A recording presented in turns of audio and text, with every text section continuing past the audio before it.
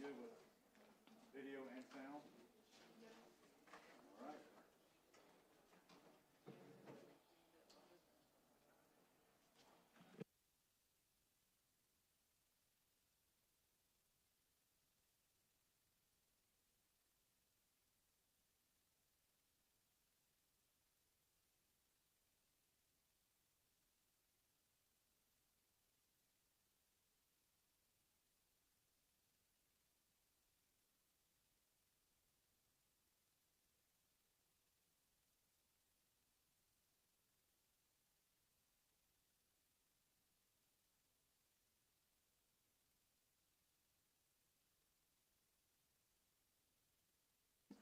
Okay, it is 7 o'clock, August 3rd, our first regular meeting since June. Now, we've had a lot of special meetings, a few of them over the month of July.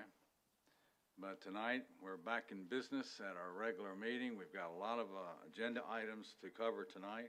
We appreciate those of you that are here in the audience, and we greatly appreciate those of you who are viewing us live stream. And we invite you to our 7 o'clock regular meeting. I'm going to call the meeting to order. We'll all stand for the invocation of Pastor Billy Parker, and we'll remain standing. Well, Tim, I got Tim then. Let us pray. Lord, we thank you first and foremost, Lord, we thank you for a great day today. We thank you for your goodness, your kindness, your mercy, Lord, leading and directing in all things that are said here tonight, Lord. Let there be unity, let there be harmony, working together on all things, Lord, for the betterment of Hope Mills. We thank you for working together, and let us all work together, Lord, in the goodness, Lord. But most of all, Lord, we thank you for your goodness, Lord, and your kindness and directing and your safety, Lord, and just blessing us immensely, Lord. And we give you all the honor and the praise for all things. In the name of Jesus, we do pray. Amen and amen. Amen. I pledge allegiance to the flag of the United States of America and to the republic for which it stands, one nation, under God, indivisible, with liberty and justice for all. Please be seated. Item 1, approval of the agenda. Do we have any additions or deletions to the agenda? Mayor, motion to approve the agenda. We have a motion. Do we have a second? Second. Any discussion? All in favor? Seeing none opposed, agenda is approved as presented. Item number 2, official comments. We'll start off with the manager's report, which is on the screen. Thank you, Mayor. Welcome, fellow board members and our listening audience in the boardroom as well as on our live stream. I'll try to keep this brief. National Night Out, conducted every year by our police department, was initially scheduled for tomorrow, but as you see on the flyer, the rain out date is in effect. It's been rescheduled to September 8th, 2026, 5 p.m. to 8 p.m., same location right out here at Municipal Park. The Hope Mills Fire Department is participating in a supply drive called the Zion's Back to School Drive. Drop-off location is at the fire department. They're looking for things like pencils, crayons, things in glue and school supplies. The event is Saturday, September 5th, 2026 from 11 to 3.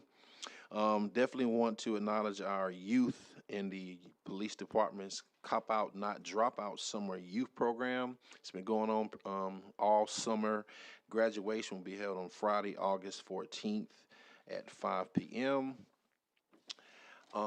Also, for the community corner, have you had a chance to take a photograph at the new Adirondack chair at Hope Mills Lake? If you see the photograph, it does not do justice. The thing is 8 feet tall. It is humongous. I think it looks beautiful in that location, but they're running a contest for photos, and you can go up to it and hit the QR code.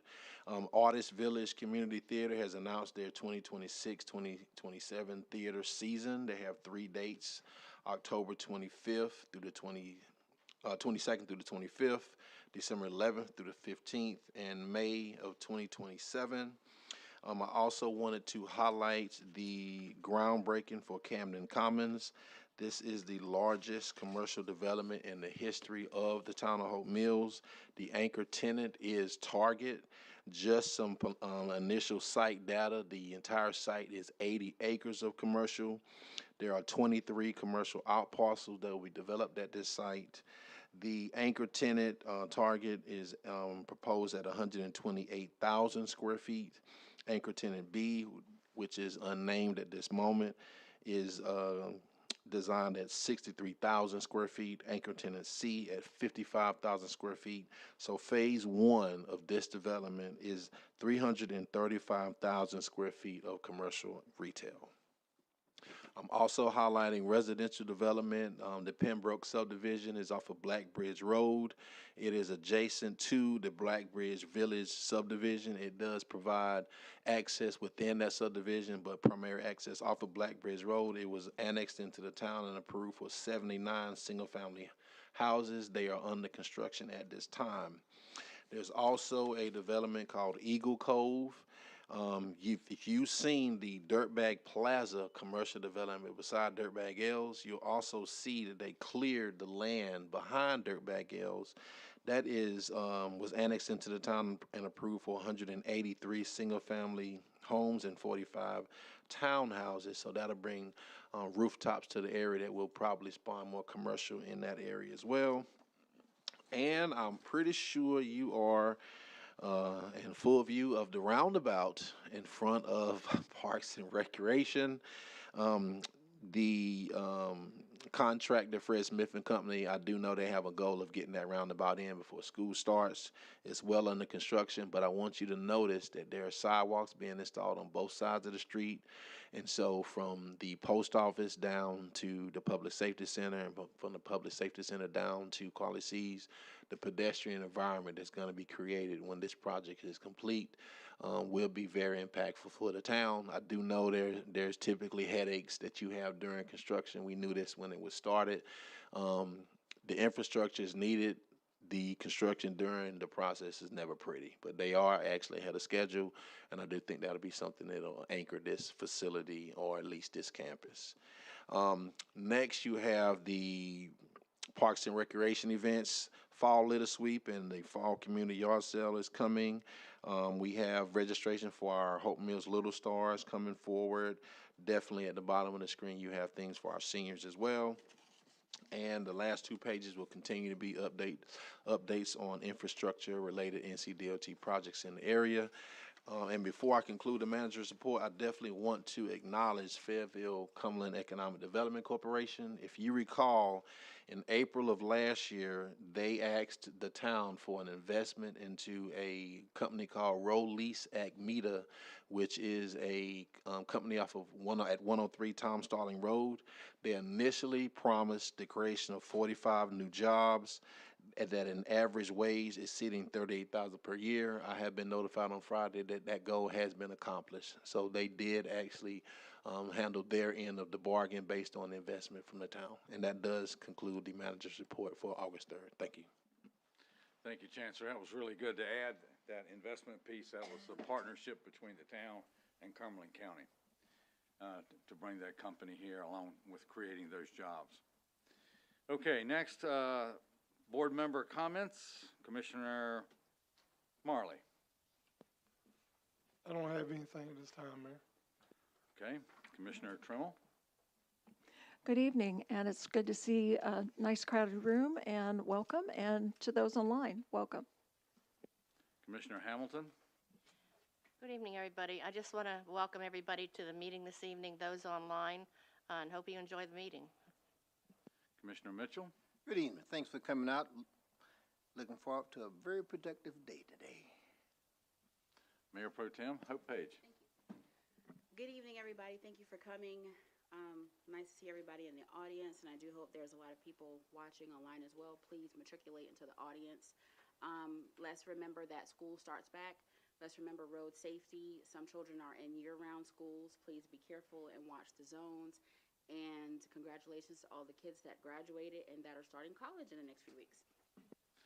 Yes, congratulations to the kids that are coming back to Fayetteville Technical Community College, and our classes kick off August 17th. So we're very busy getting our classes ready for the incoming year of students. Two things that's barely been talked about in the town, of course, the Target facility at Camden Commons. That is still being talked about, a tremendous amount of input there with the DOT projects. Something Chancellor talked about was when this entire roadway project is done here in the central part of the town, we will have something that when I came on the board in 17, our vision was a walkable community.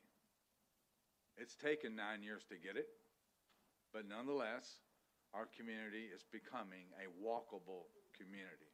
And that's a safe community for everyone to use the sidewalks. The last thing is the big buzz, and Chancellor, I thought he was gonna talk a little more about this. The big buzz is what's gonna go in that roundabout that's out there almost finished right now. A lot of buzz about when it's done, what's going to go there. Well, it's going to be a subject of discussion in coming months because it's going to be a community-led effort of what actually does go there.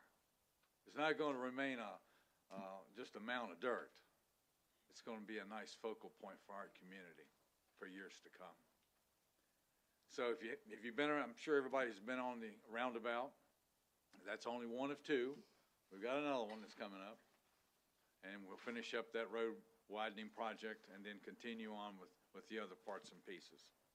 With that said, I appreciate everybody that's come tonight, that's in the audience and on live stream. We're back to our regular meetings. So we got a lot to get through, so let's kick it off with our first presentation. And I always like these, and that's under item number 3. And it's the swearing in of Officer Caleb. I hope I get this name right. I think is it Higginbottom? Am I close? I don't know, it's amazing. Come forward, sir, along with your chief.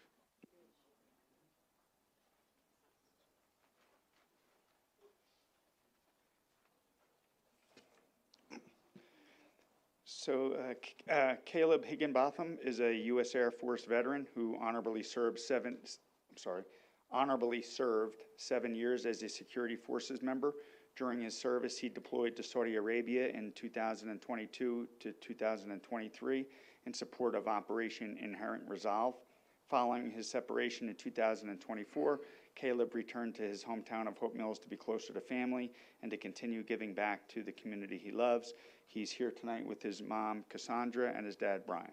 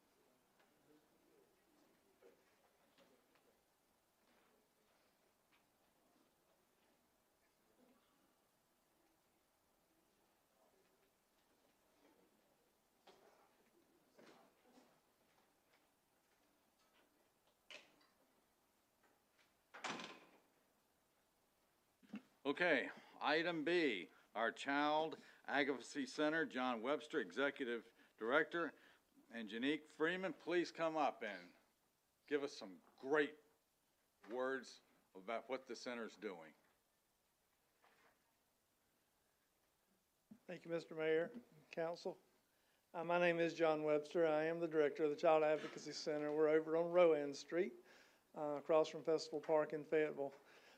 And I just want to tell you just a little bit about what we do and how the city of Hope Mills can possibly become involved and more involved in what's going on over there. We do a lot of great work. It's very hard work. Much like Officer Higginbotham, the work is very hard, but it's very good work. And I think anytime you're advocating to protect children and help children have a good life, a good start in this hard life, we think that's good work. And so I have a good staff, and we work closely with a lot of all the law enforcement in Cumberland County, and we work with Hope Mills PD. They are in our building every couple of weeks and come into meetings about cases and come into interviews. So basically, for those who don't know, the Child Advocacy Center is a center where we receive referrals from social services and all the law enforcement agencies, including CID on base. They refer kids to us usually ages 3 through 17, and these kids have been alleged to have been abused in some way, either sexually, physically, emotionally, human trafficking. We have those cases. We also have cases, unfortunately, where children have watched very violent crimes happening maybe to a parent or to a caregiver, and they come to debrief in our building as well.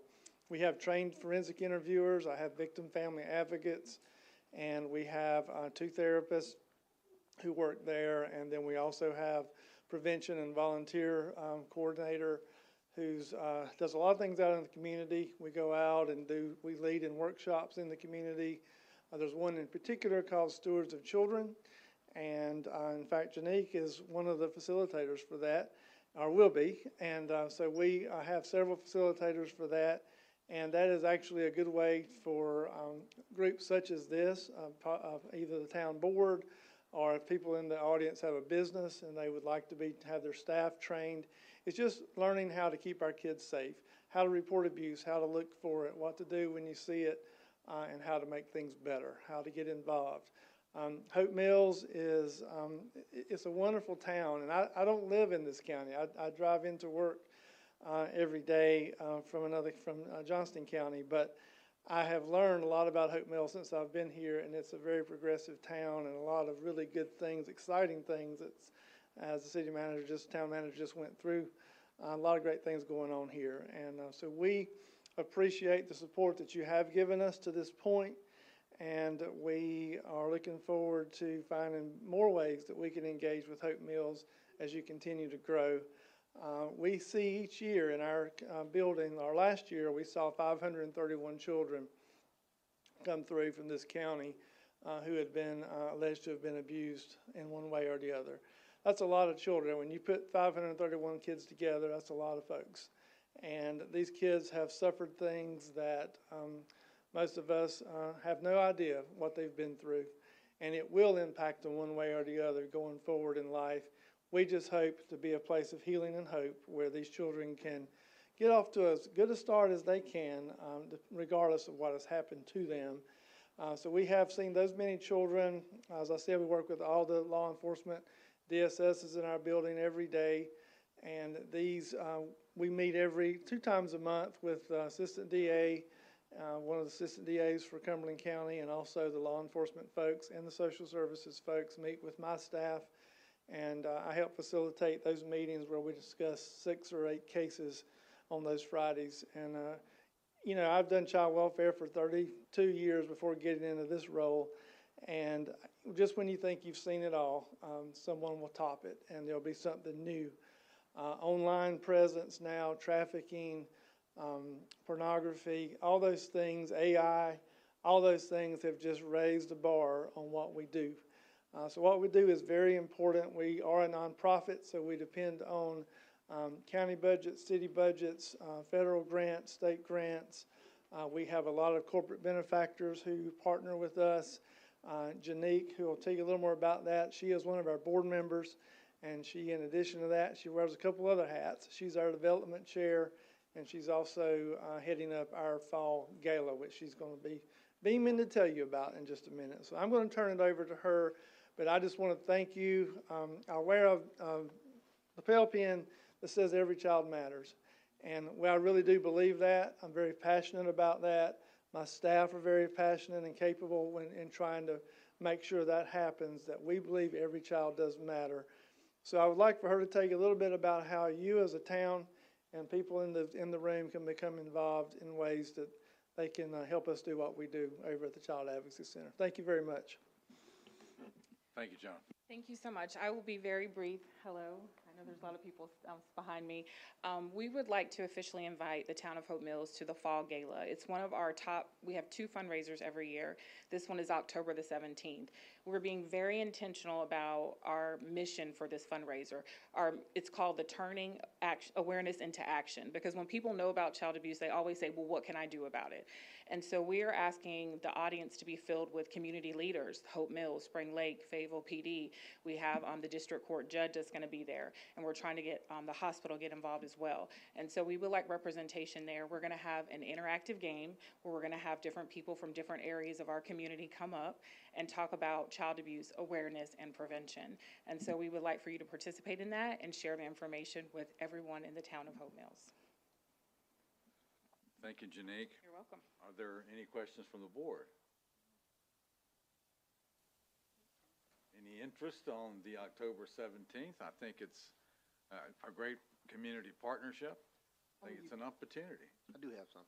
I'm gonna give him a card because, give me a call and probably have you come out next week and brief our Veterans, Council next week. Just reach out to him and I'll see, can I get you scheduled on the agenda? It's okay, I would like to leave some brochures with you. It's the impact statement and brochures about what we do. Yes, You can share those. definitely. And we'll, is this all you brought? Because we can put some back there on that back table. We'll bring more. All right, just bring me some more, because we can always put that back on our table.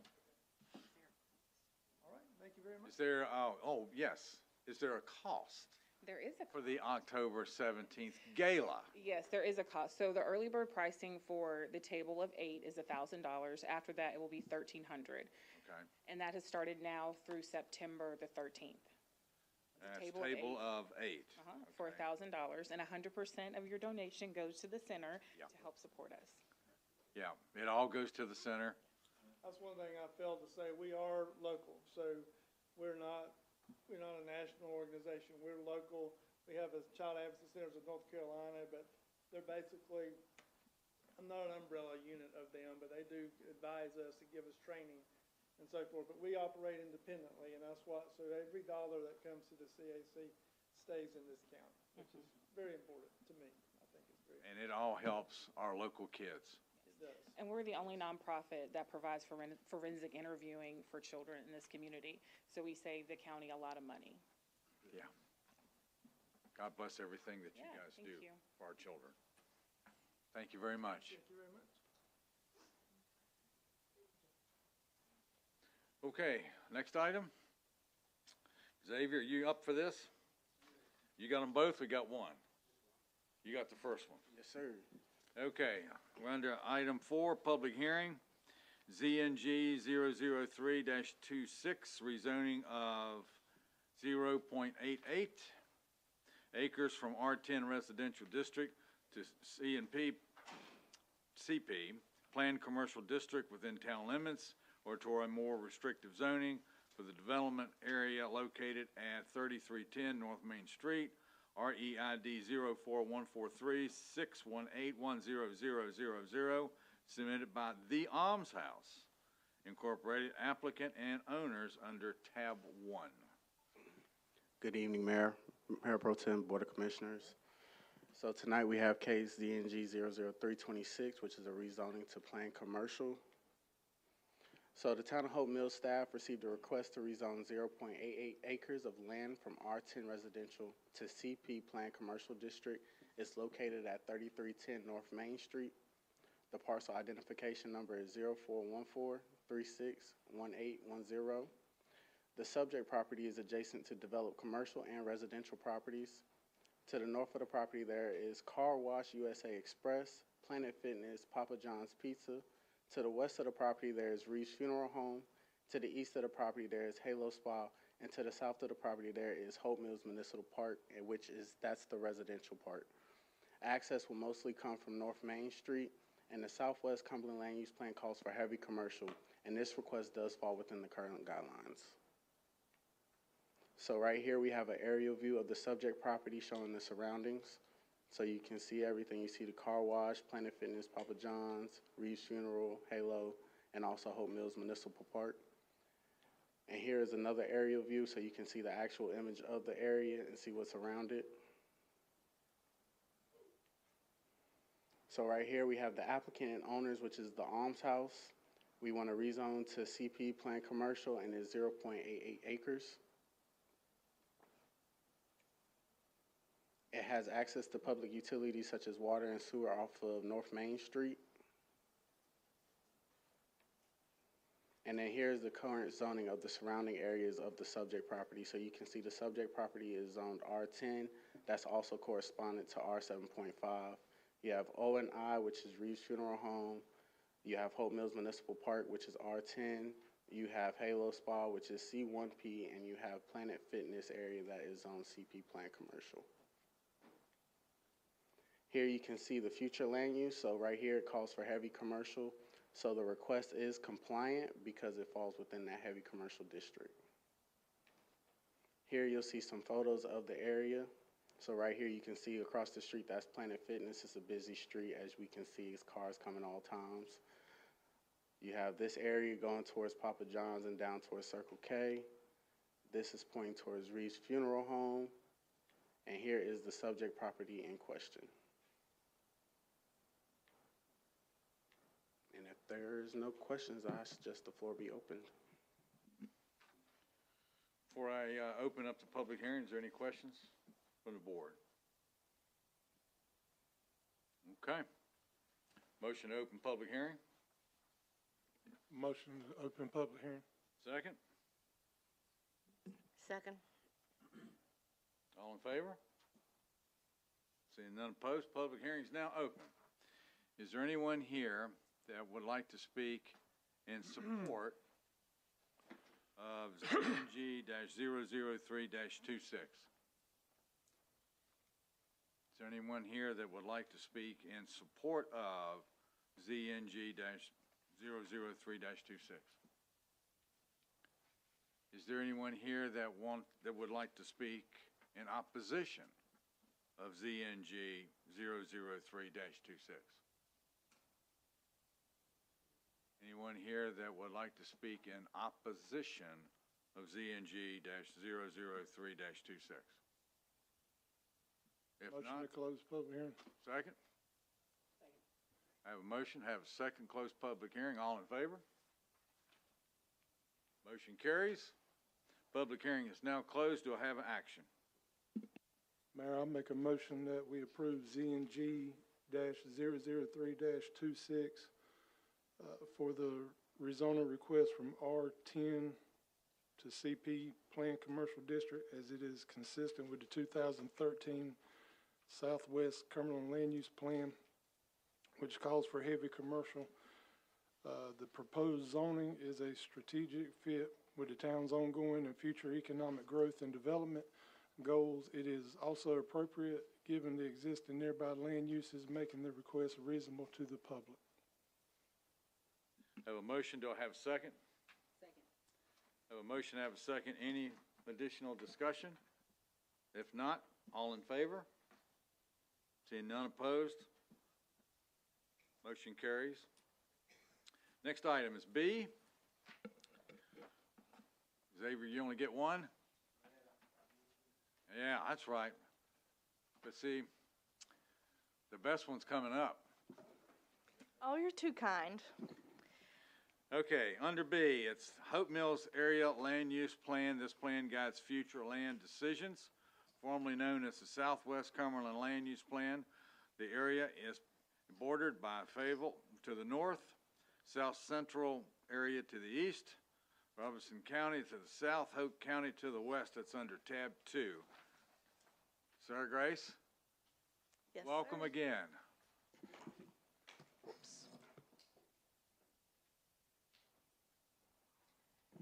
I was telling the staff before the meeting that the very wonderful TV was not here last time I presented, and I made the mistake of not bringing slide notes last time, so I actually could not see what I was presenting. So I brought notes, and now we have a wonderful TV.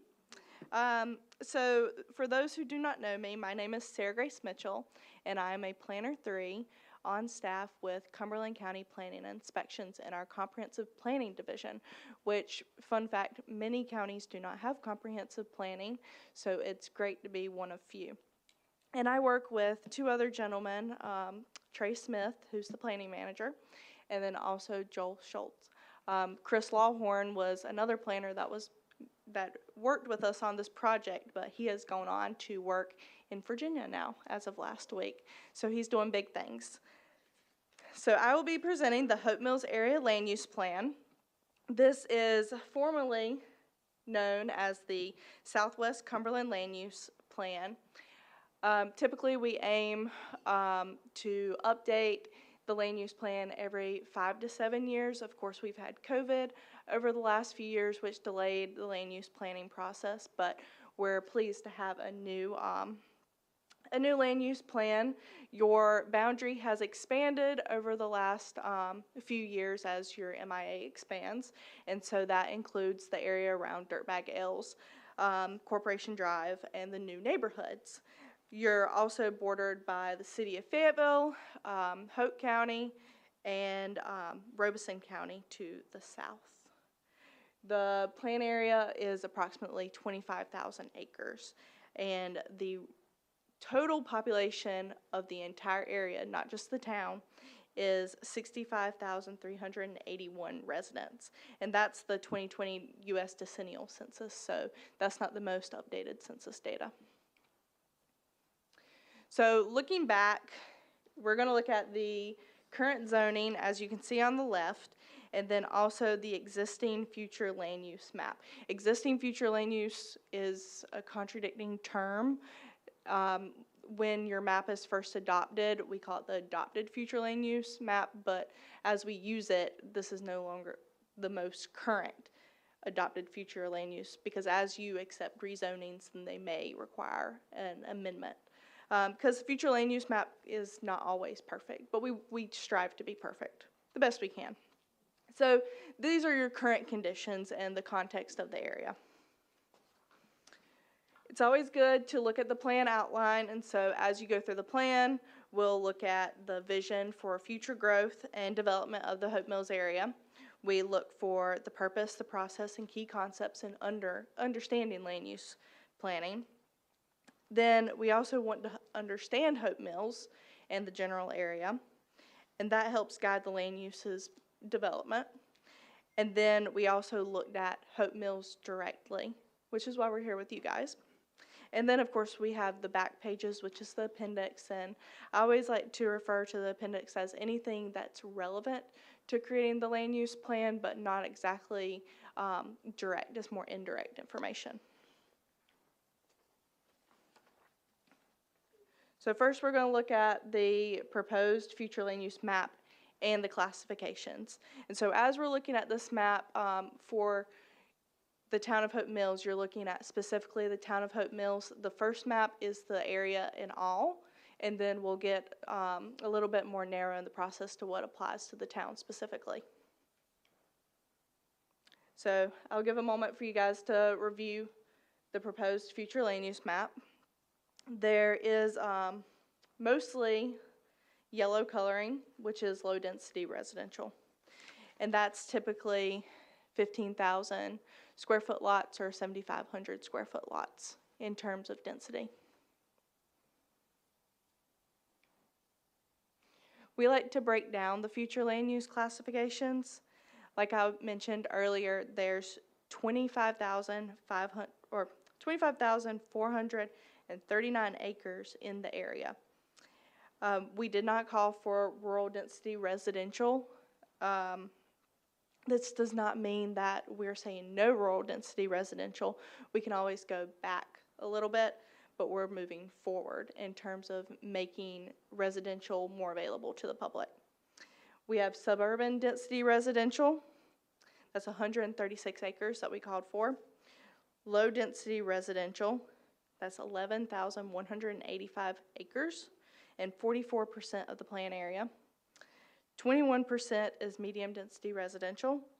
It's 5,379 acres. 3% is high density residential, which is 699 acres of the plan area. 17% is commercial. 2% is office and institutional. Typically, we reserve office and institutional for schools, properties that the Board of Education owns specifically. Industrial, 12%, and then 2% is flex area. And flex area, I'm not going to get very deep into it in this presentation, but it's more of an area that allows for flexible zoning that fits the area specifically, rather than in the standard commercial, industrial, residential specifically. Looking at plan area recommendations, we're just going to keep it on the baseline. We look at open space, commercial, residential, industrial categories. Keep in mind that these are land use recommendations, so we're not going to go specifically in high density, low density, medium density residential. They're all kind of grouped together as a whole.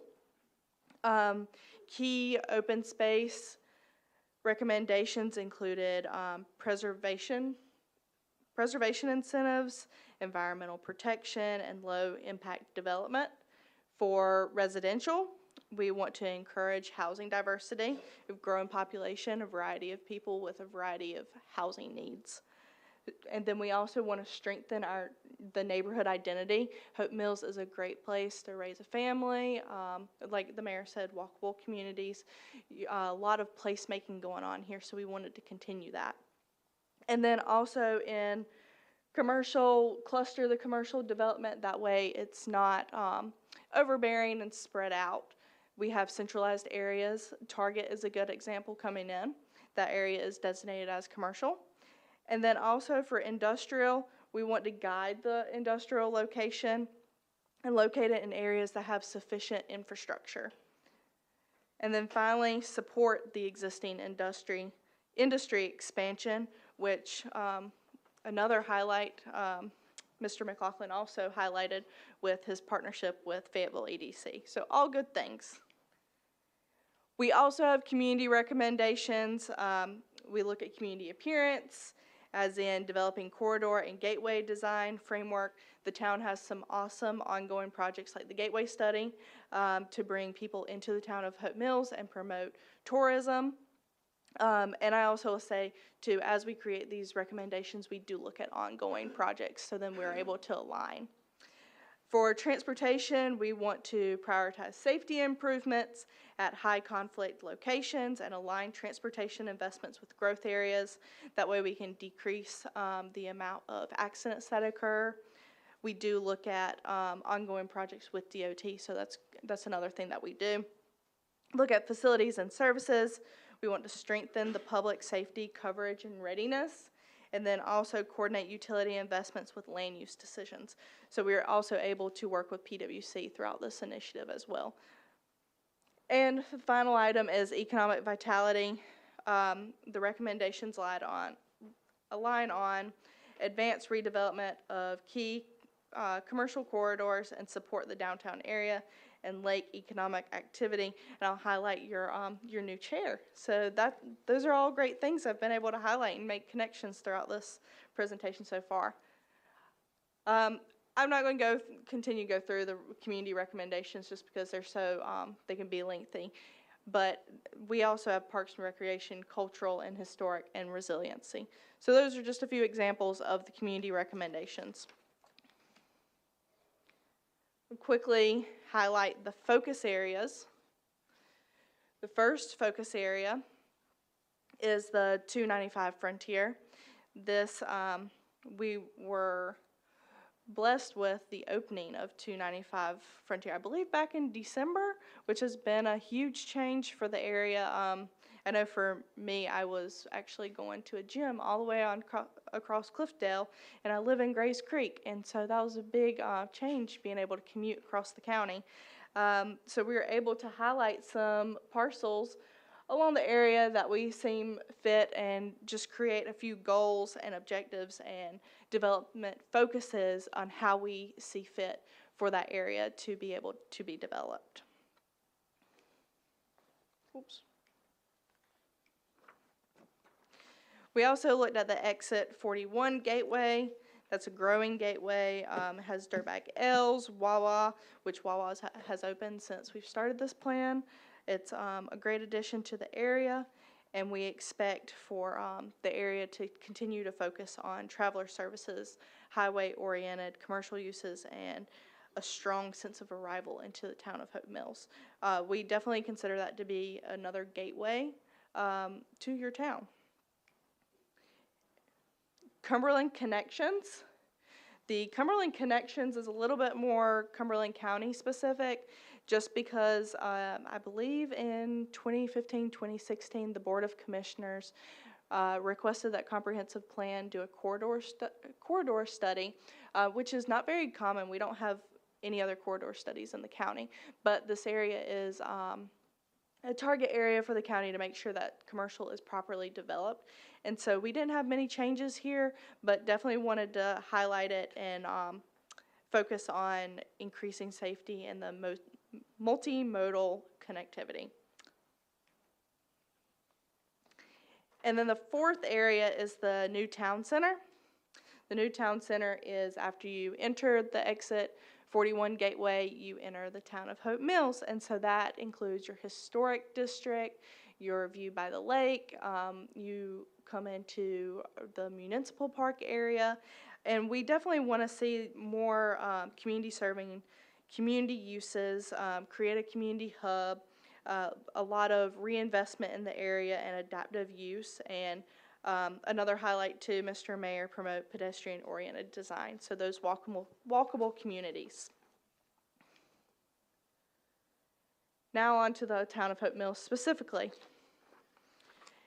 At our last steering committee meeting, I believe in April, when we presented the land use plan to the steering committee, it was requested that we definitely highlight the plans that are in motion at the moment. And so that's looking at your strategic plan that you've worked on in the last year, your economic development strategies. Mr. McLaughlin has spearheaded the Economic Development Committee that has a lot of movers and shakers on that committee.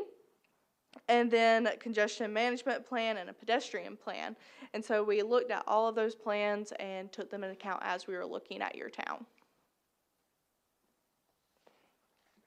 So the goal of the town of Hope Mills is to preserve and strengthen Hope Mills' small town character while prioritizing safety, infrastructure, and the quality of life while guiding deliberate and sustainable growth that serves the community and supports well-managed future development. And so just going a little bit more in depth with the objectives and recommendations, we have enhance public safety and confidence, align growth with capacity, promote balanced development, support local businesses, foster community connection, protect natural resources, ensure safe and reliable water, align growth with capacity, improve mobility, promote balanced development, preserve small town character, support local businesses, and foster community connection.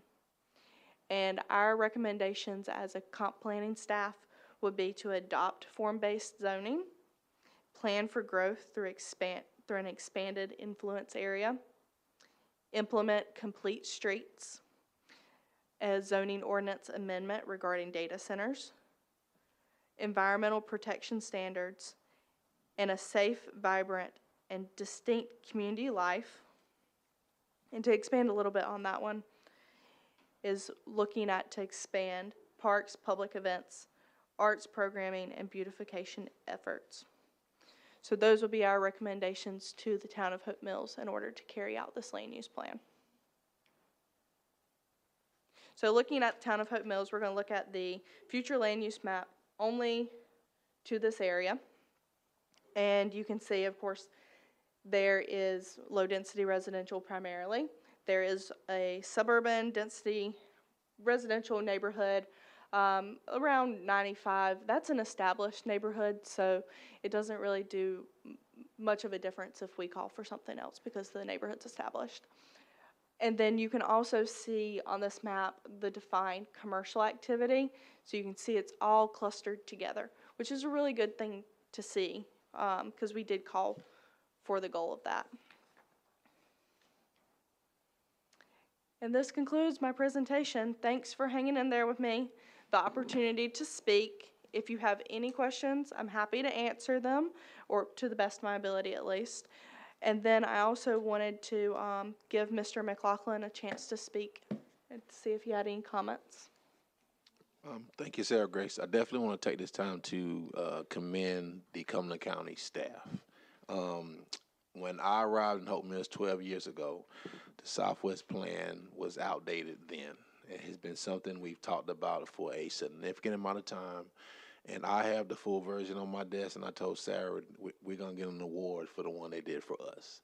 I want you to recall the last case we just looked at, the rezoning for the almshouse.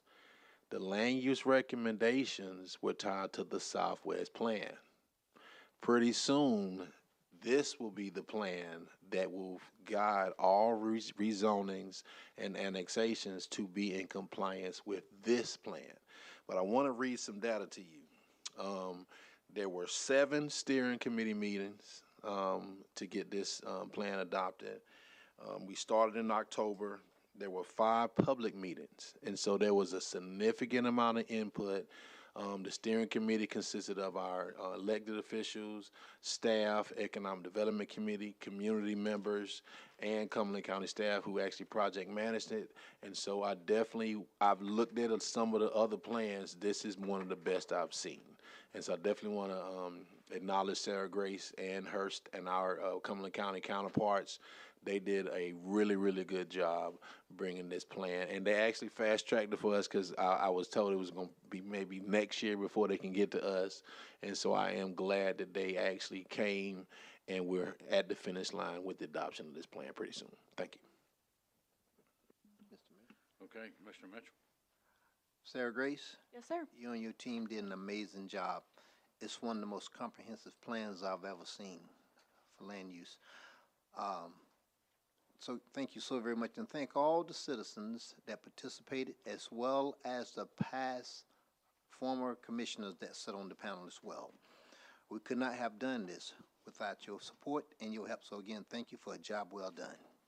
Thank you very much. And I also add that when it comes to the public participation, we did receive 207 community survey responses, which I've only been with Cumberland County for 3 years now, or almost 3 years, and that's the highest responded survey that we have seen. Sarah Grace, just for you.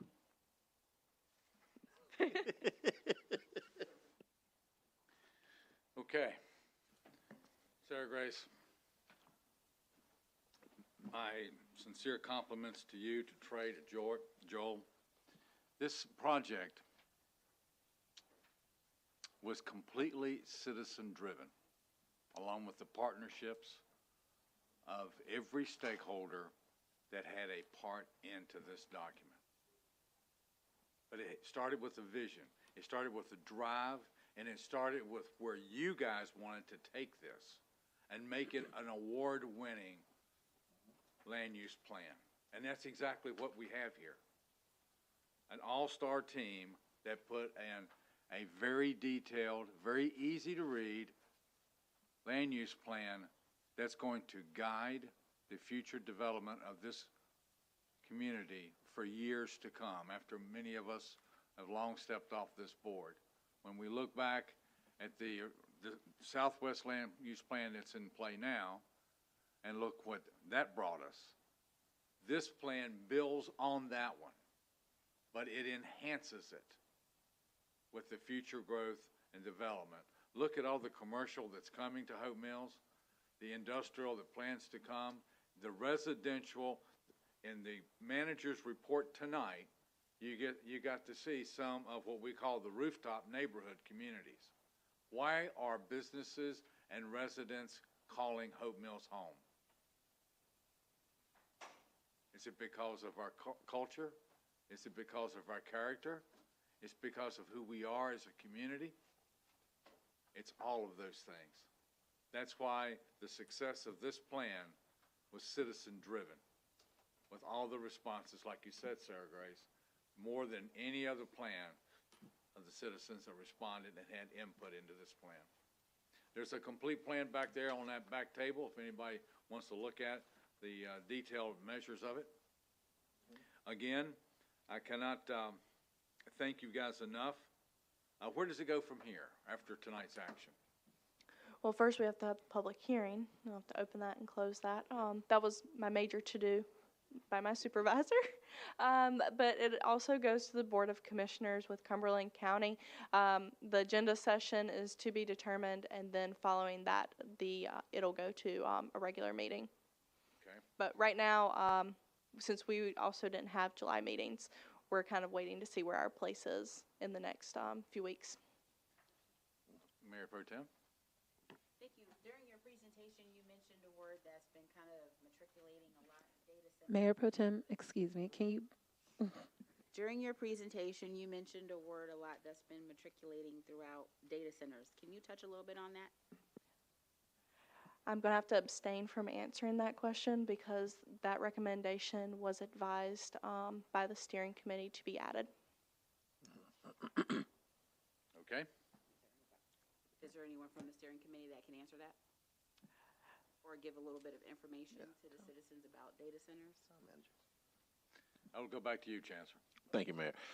So part of the steering committee conversation, I actually had this conversation at our Economic Development Committee meeting as well. As you can, I think everybody's aware, there's a very extensive conversation around the community about data centers. If you look in the area where we designated a lot of the industrial areas along 295, that's vacant land.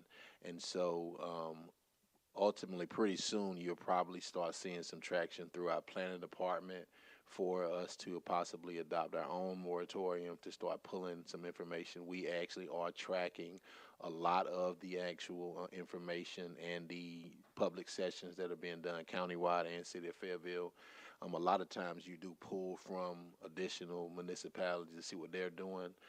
Fayetteville has a UDO that they're exploring language in. The county does too. So we have some information we're pulling, and you'll start seeing some efforts here in Hope Mills to start putting some things in place to make sure that our citizens are covered as well. Okay. Mayor Pro Tem, that is a very hot topic right now in our community. And there's pros and cons to both. There are people that support data centers, there are some that don't.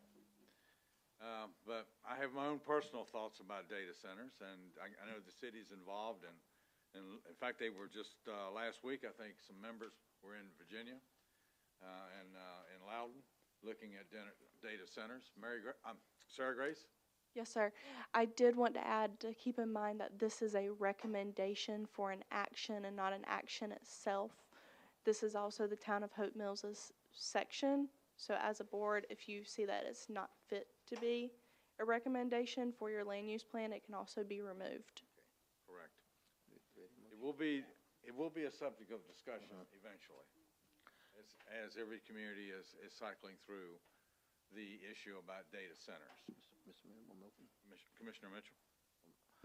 Motion up on public hearing. Second. I have a motion and a second to open public hearing. All in favor? Seeing none opposed, public hearing is now open. Is there anyone here that would like to speak in support of the Hope Mills area land use plan? Is there anyone here that would like to speak in support of the Hope Mills area land use plan? Seeing none. Is there anyone here that would like to speak in opposition to the Hope Mills area land use plan? Is there anyone here that would like to speak in opposition of the Hope Mills area land use plan?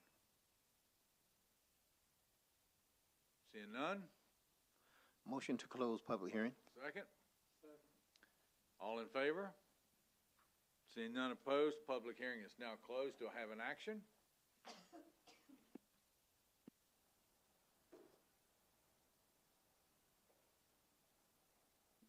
Mayor, what does the recommended action need to be? Just to approve the plan as presented? The corresponding resolution is actually under consent. Okay. So it's covered under there. So we don't have to do anything right now? Nothing else that we need to do? Yeah. Okay. You just needed to have the public hearing right now, but the resolution for the land use plan is on consent. Right, that's good stuff. Yep, go ahead, Mayor Pro Tem. Thank you. I just wanted to verify for discussion on mentioning the word data center, just to ensure that upon approval of this, this is not approving the recommended plan of the data center. Right. That's true, that's correct. Is that correct? Correct. That's correct. Okay, thank you.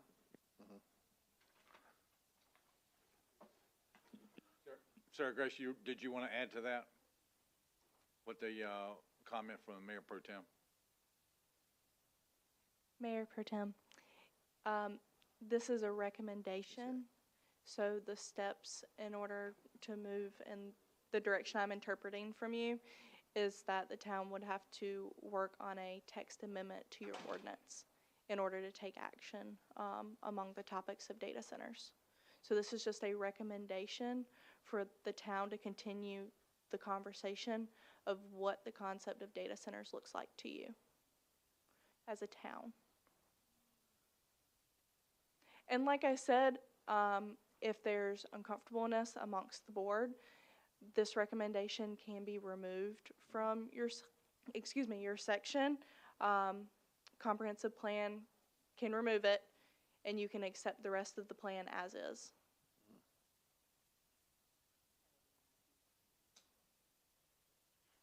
Yeah,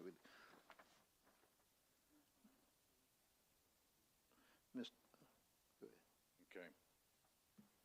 Well, when we get to the consent agenda, because that's where it's parked, if you want to move it, Mayor Pro Tem, we can move it off the consent agenda under new business. And we can further discuss and discuss. Thank you, Mayor. I'm not in disagreement with the future land use plan, as you know, my previous years in planning, so I'm 100% familiar with what's being presented. I just have a concern with the recommendation of that being mentioned into said land use plan if we were to agree to approve it. Because at that particular juncture, I would feel like it's already approved, so now we're moving forward with an action, unless somebody can rebut that and give me a little bit more definitive answer as to what we would actually be approving. If we're approving the setup of this Hope Mills area land use plan, as it's been updated from the Southwest land use plan, which I'm 100% familiar with, I would not have any disagreement with that. However, what my area of contention is the verbiage of data centers. Good. Sorry, Grace. Is one thing to think about as you move forward is there a more appropriate verbiage that you would like to see in that headline? Think about this section as like an a la carte. You can change it however you would like, of course with the board entire approval, but you can change the verbiage, you can remove it as whole, or you can keep it. It's simply up to you guys. Mr. Mayor. Okay. And the county has two meetings coming up, I think, is it this week?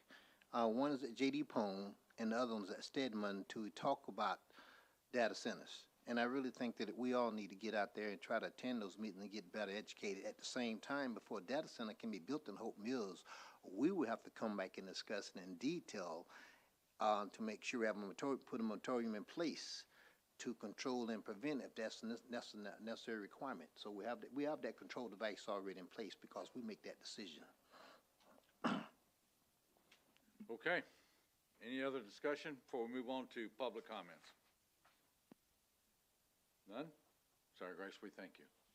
Of course. Thank you. But you'll hang around for the action piece. Yes, sir. If there are Okay. any questions that I can help. And we'll bring this back up again here very shortly. Public comments, did everybody here in the audience get a chance to sign up for public comments? Want to make sure, because I only have two that's on here. I don't have to go over the rules. You know, you got 3 minutes. So the first one is Joanne Scarola.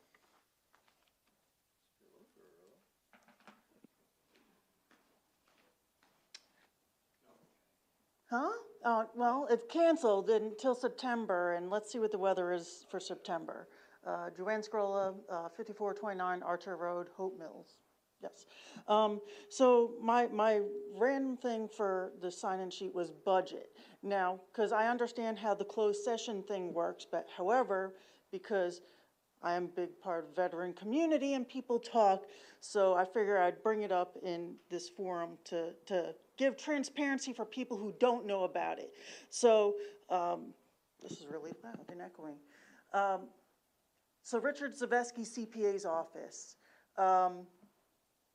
Through the American Legion, I heard that the town had potentially purchased that property because the American Legion and VFW members, we had to get some of our stuff out of his old office. So I understand you guys can't confirm or deny because it's still, sealed, but that is what has been told to us because, veterans talk. And, Richard Zaveski, he was a big, part of the American Legion when I was still in the military here, so you know that, Mayor.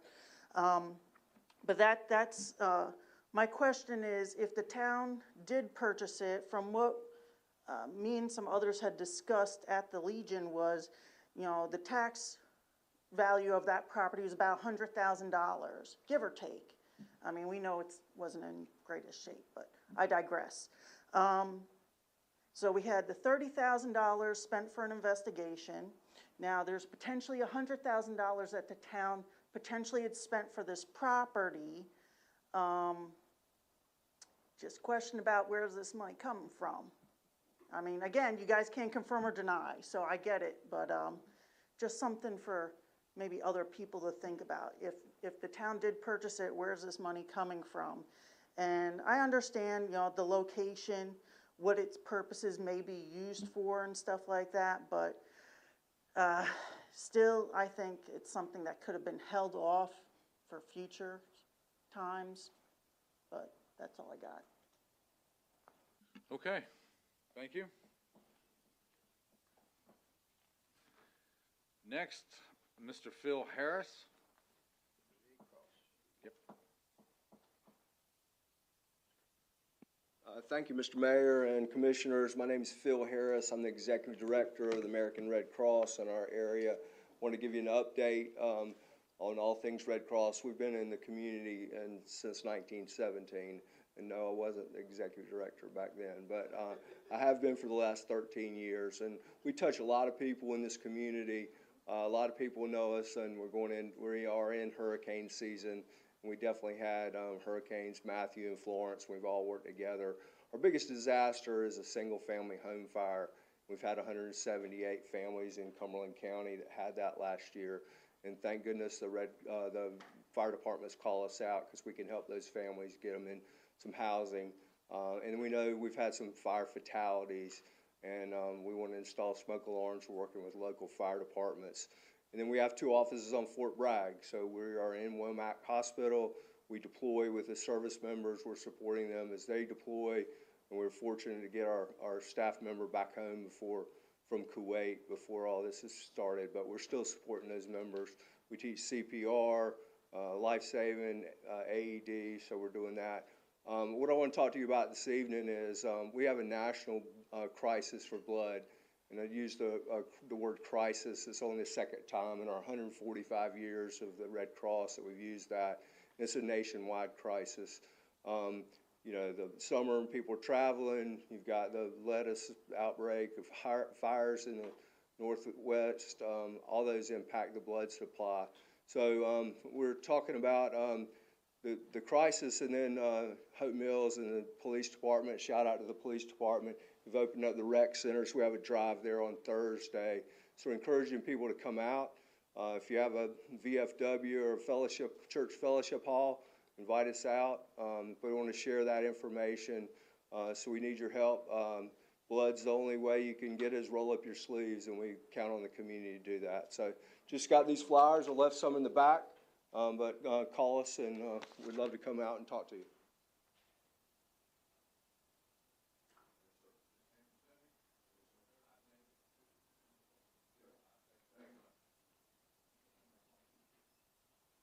I thank you very much for everything that you guys do for our community. Mr. Mayor. Yep. Do we have the blood drive posted on the marquee yet?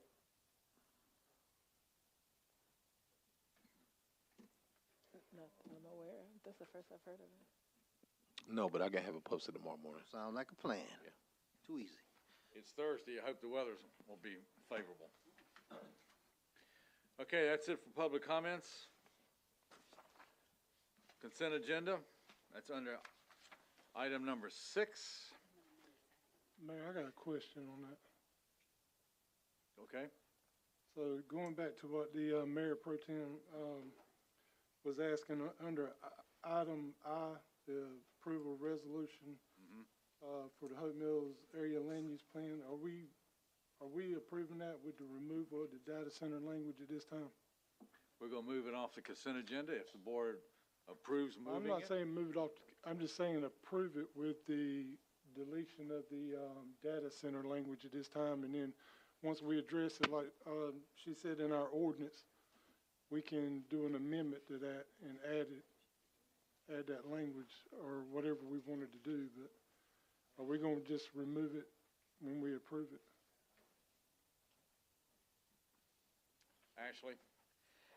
So the language was provided by the county, so I would defer to Sarah Grace to see if that's how they envision this.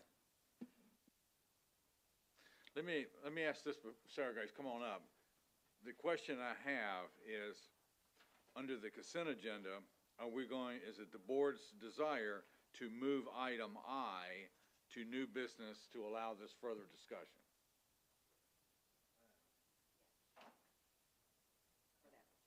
Yeah, and then we can approve the rest of the consent agenda as presented.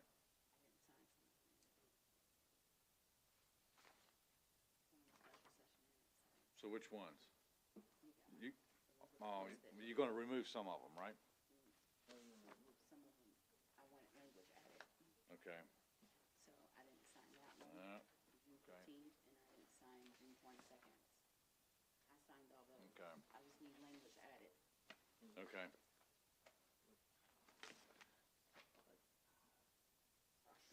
All right, so we're going to remove these.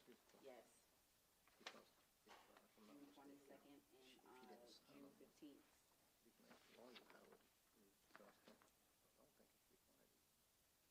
No, it is.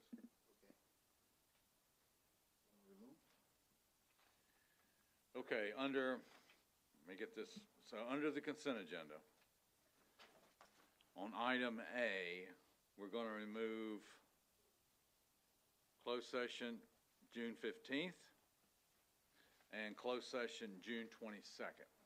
Actually, we're going to remove those two. Question is why we remove them. Because the Mayor Pro Tem would like to have additional language added. Those aren't on the consent for closed session. See, Oh, Well, yeah, those are special meeting minutes, but those are not closed sessions. No. So I guess yes, a special meeting. Okay. So we're moving special meeting June 15th and June 22nd. but I'm a bit confused here. Well, Because here's a question. If she was, now you want to, because she was not there for the meeting, correct? You was not there. Oh, no, I was there. All right, I'm confused now. I think there's additional language that the Mayor Pro Tem would like to see included in these minutes, so that's why we're removing them. So the rest of item A is okay with just removing those two? And then we're going to move item I, approval of resolution R 2026-017, Hope Mills Land Use Plan under tab 11. We'll move that to new business. The rest of the consent agenda, we'll approve as is. Do I have a motion? To approve the consent agenda without item A, June 15th and June 22nd, special meeting minutes, and moving item I to new business. That's the motion I need. Mayor, I make a motion that we have approved the consent agenda with the removal of June 15th special meeting minutes and June 22nd meeting minutes, and move item letter I to new business. Second. Second. Okay, motion. Have a motion, have a second. Without any further discussion, all in favor? Seeing none opposed? Okay, consent agenda is approved with those changes. And actually, I have the minutes here for you, and I'll return them back. Are we talking about the ones that were in the red folder? I'll just give them back to you. Okay. Okay, so that'll be the end of the consent agenda. We move on to item 7, discussion, censure hearing, no attachments.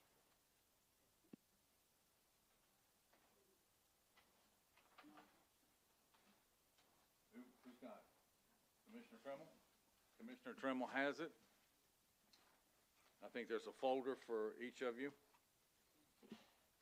I think there's a folder here. That's regarding the censure hearing, okay. I think this is it. All right. Commissioner Tremmel? I would like to make a motion that the board officially censure Commissioner Mitchell for conduct in violation of the board's adopted ethics policy.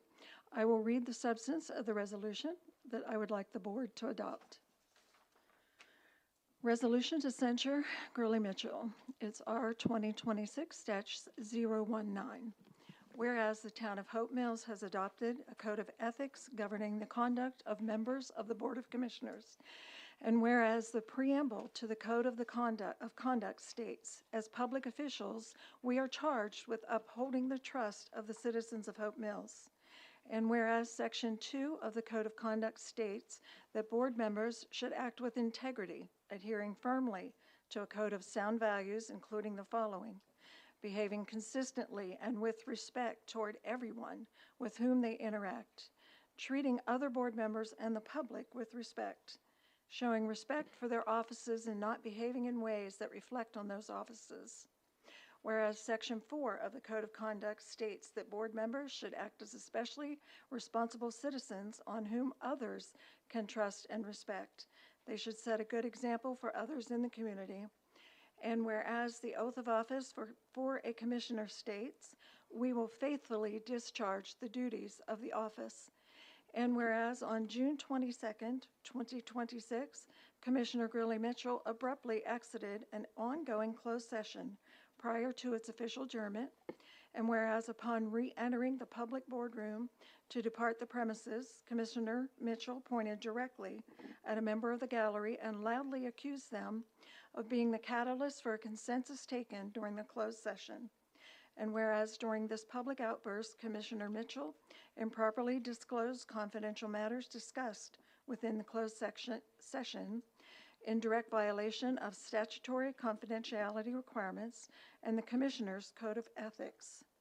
Now therefore be it resolved that the Town of Hope Mills Board of Commissioners hereby officially censures Commissioner Gurley Mitchell for disruptive conduct, breach of public decorum, trust and respect, and unauthorized disclosure of confidential personnel information.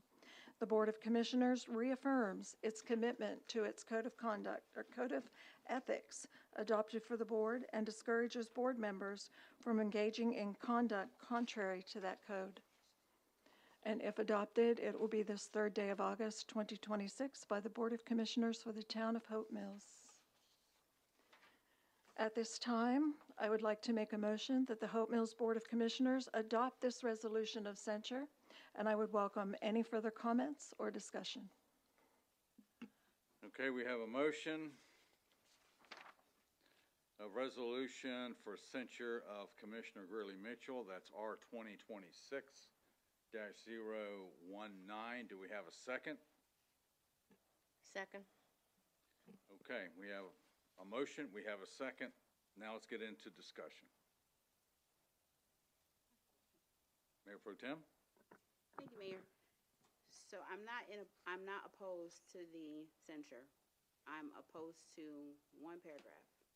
And the only paragraph that I am opposed to is the whereas during public outbursts, Commissioner Mitchell improperly disclosed confidential matters discussed within the board, within the closed session in direct violation of statutory confidential requirements and the Commissioner's Code of Ethics.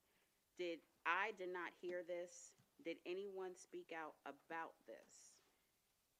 If there's, did anyone come in and speak out about that? As far as everything else, and whereas upon re-entering the public boardroom to depart the premises, Commissioner Mitchell pointed directly at a member of the gallery and loudly accused them of being the catalyst for a consensus taking during the closed session. So I'm not opposed to the censure, just those two, because I didn't witness it. I didn't say anything else about it. And if we're going to do that, from my recollection, this was heard. So for me, that's hearsay because I didn't see it. And if the board members were in the back, they didn't see it. They were told. So if there's no evidence of anyone actually hearing it from the board or anyone actually seeing it from the board, and it not being provided by someone, then my recommendation would be we can approve the censure with the removal of those two. Can you, Tremmel? can you clarify that for us, Katie, of what she's asking? We got this information because we had an email that was sent to the entire board giving the information about what had happened out here while we're in closed session. So would you clarify it for us? It's a question about whether you find the email and the information provided to be credible or not. Mr. Mayor, it's not credible because I did not say nothing of that nature to disclose any information from closed session. And I'll call them a lie right in front of their face. Commissioner Tremmel, would you like to continue with the email? I'm trying to remember what the email actually said and who it was from. Meg Larson. Okay, I'm just trying to remember because I don't have a copy of it here in front. There were other people in the boardroom if we want to hear from them. If they feel like speaking up or not, it doesn't matter, but. Yes. I don't know, Mayor. And tell exactly what I said. Is there someone here that heard this? Because the board was in closed session. I didn't hear it. Mayor Pro Tem didn't hear it. Commissioner Tremmel didn't hear it, and Commissioner Hamilton didn't hear it. And there is a copy, and it's on social media, of Commissioner Mitchell and Commissioner Marley coming out from closed session, going out that door. But the volume was silent. So, and I went back to find this copy on social media. Now, was there something said? Yes. There was something said, but there was no volume there. So then it comes back down to the credibility of the email that was sent by a citizen who was in attendance and had heard some statements made by both Commissioner Mitchell and Commissioner Marley. So I think our town attorney, Katie, is correct. This piece comes down to how credible is the email with just those sections. Is there anybody in the audience that heard it that would like to share that? Go ahead, please. I mean, is there anybody that wants to share it? I didn't hear it. I didn't.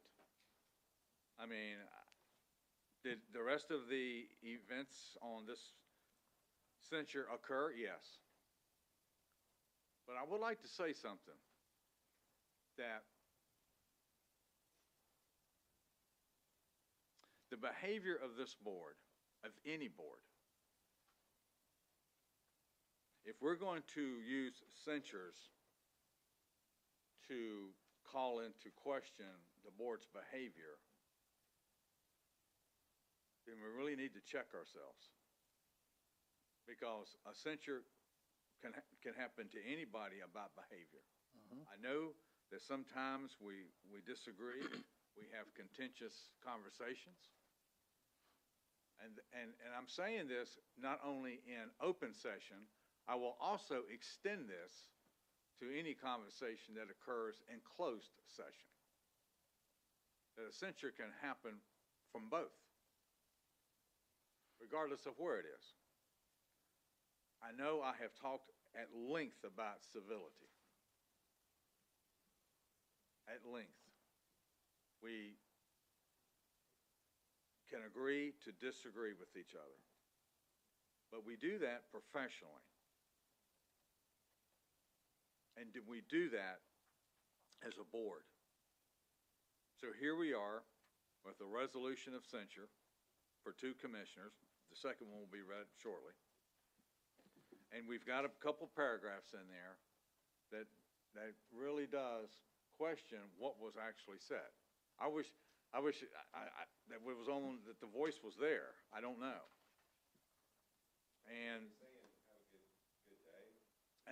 the person that made the email is not even here. That sent the email is not even here. Is there anybody in the audience, one more time, is there anybody here that actually heard this being said? Come to the mic.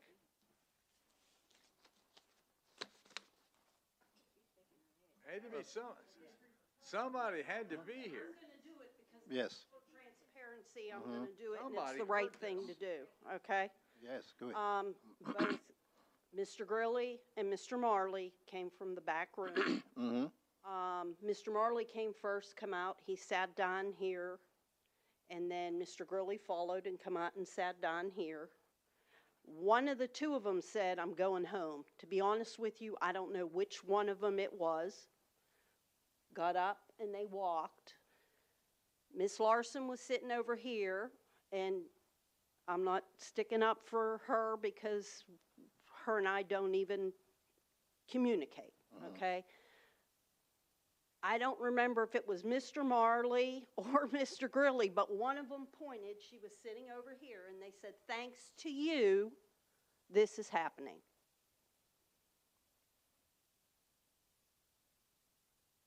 Okay. All right.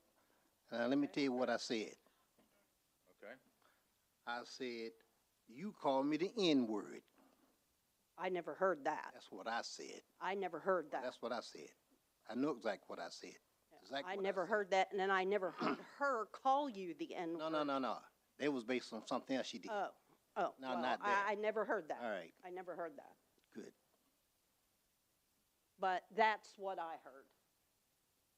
And there's other people sitting here that heard the same thing, but nobody wants to get up and speak because Well, of repercussions. But I'm telling it like I heard.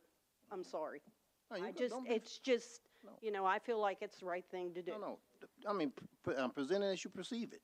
Perception. I'm the police foundation. I need to be transparent. Good deal. Okay. Go right ahead. Mayor, I have the email if you want me to read what she said. You're welcome. Thank you very much. Thanks, Debbie. Yes, please, yeah. Okay, please, she yeah, said, I don't have the email. I have it in front of me. It says, during last night's meeting, Commissioner Brian Marley and Commissioner Grilly Mitchell came out of your closed session. She addressed it to the whole board, loudly announcing what took place in closed session, pointing their fingers at me and saying that everyone could thank me for the decision, the 3-2 vote that determined town manager Chancellor McLaughlin's fate. I have known the town, and then she goes on and on about her and the town managers. So that's what she said happened. That's all she said. Yeah, that's all we needed to hear was just what happened, not the Right. rest of it. Yeah, I'm not going to write the rest. Okay. Any other discussion about the resolution for censure for Commissioner Grilly Mitchell under R 2026-019? Do I have a motion? Oh, that's right, I already have it. Sorry, I was in discussion. Commissioner Gurley Mitchell, you know you cannot vote on your own resolution. I don't even care. Okay, all in favor? It's 4-0? No, I said all in favor. You vote against. 1, 2, 3. The vote will go 3-1. Commissioner Trummell, continue. I would like to make a motion that the Board of Commissioners officially censure Commissioner Brian Marley for conduct in violation of the board's adopted ethics policy. I will read the substance of the resolution I would like the board to adopt. Resolution of censure for Brian Marley, R 2026-020. Whereas the town of Hope Mills has adopted a code of ethics governing the conduct of the members of Board of Commissioners, and whereas the preamble to the code of conduct states, as public officials, we are charged with upholding the trust of the citizens of Hope Mills, and whereas Section 2 of the code of conduct states that board members should act with integrity, adhering firmly to a code of sound values, including the following: behaving consistently and with respect toward everyone with whom they interact, treating other board members and the public with respect, showing respect for their offices and not behaving in ways that reflect on those offices. And whereas Section 4 of the Code of Conduct states that board members should act as especially responsible citizens on whom others can trust and respect. They should set a good example for others in the community. And whereas the oath of office for a commissioner states, we will faithfully discharge the duties of the office. And whereas in violation of the above-mentioned codes, on June 8th, 2026, Commissioner Brian Marley engaged in disruptive behavior during a debate by interrupting a fellow commissioner. Furthermore, Commissioner Marley addressed a member of the public in an unprofessional and discourteous manner. And whereas on June 22nd, 2026, Commissioner Marley abruptly exited an ongoing closed session prior to its official adjournment. And whereas upon re-entering the public boardroom to depart the premises, Commissioner Marley pointed directly at a member of the gallery and loudly accused them of being the catalyst for a consensus taken during the closed session. And whereas during this public outburst, Commissioner Marley improperly disclosed confidential matters discussed within the closed session in direct violation of statutory confidentiality requirements and the Commissioner's Code of Ethics. Now therefore be it resolved that the Town of Hope Mills Board of Commissioners hereby officially censures Commissioner Brian Marley for disruptive conduct, breach of public decorum, trust and respect, and unauthorized disclosure of confidential personnel information.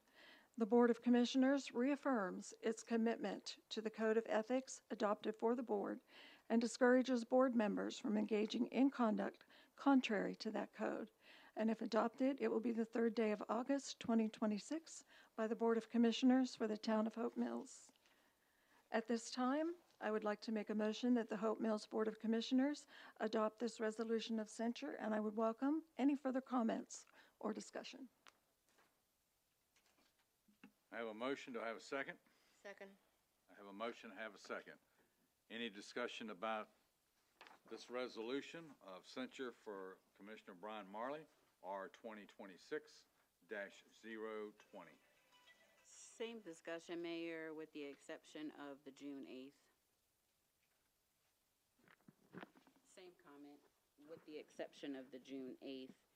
And if I can just make again another statement, both of them exiting the boardroom, the citizen that spoke up just a few minutes ago, they really said that she couldn't determine who, which, from where, or said what.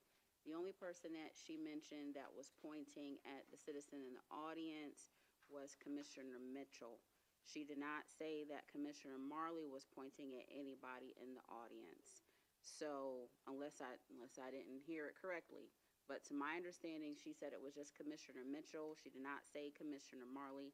I'm not inclined to agree with the paragraph that reads, whereas in violation of the June 8th. I'm not inclined to agree with that one.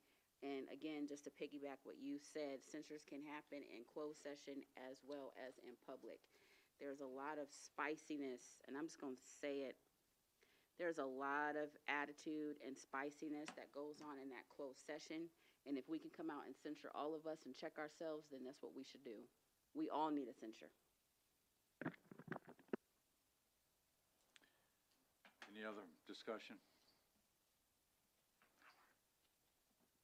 Commissioner Marley, you know you cannot vote on the resolution. I'll call for the vote. All in favor?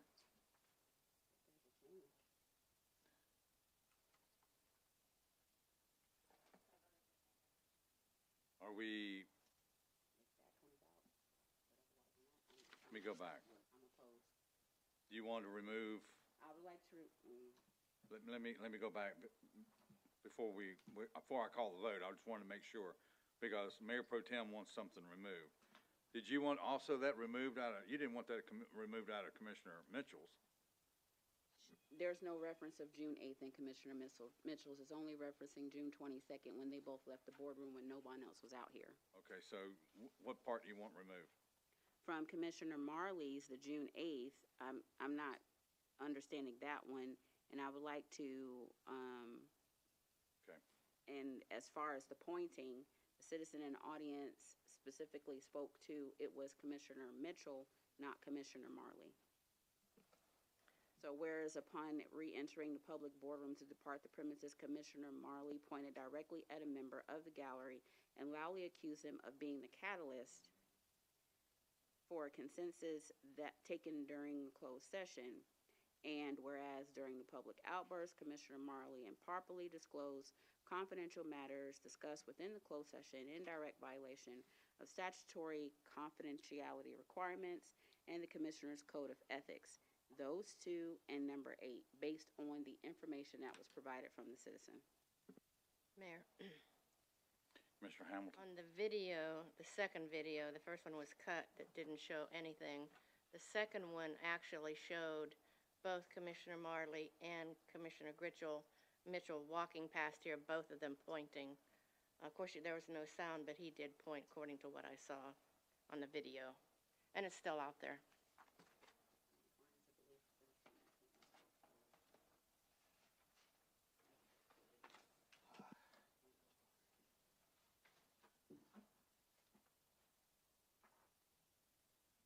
Do I have a motion to approve the resolution of censure for Commissioner Brian Marley, removing the language of June 8th?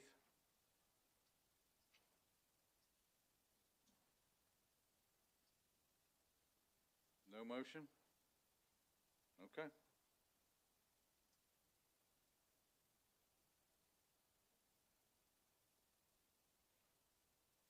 Do I have a motion to approve the resolution of censure for Commissioner Brian Marley, R 2026-020? We have a motion, we have a second, so I'm just going to call for the vote. All in favor of this resolution? 1, 2. Commissioner Marley cannot vote.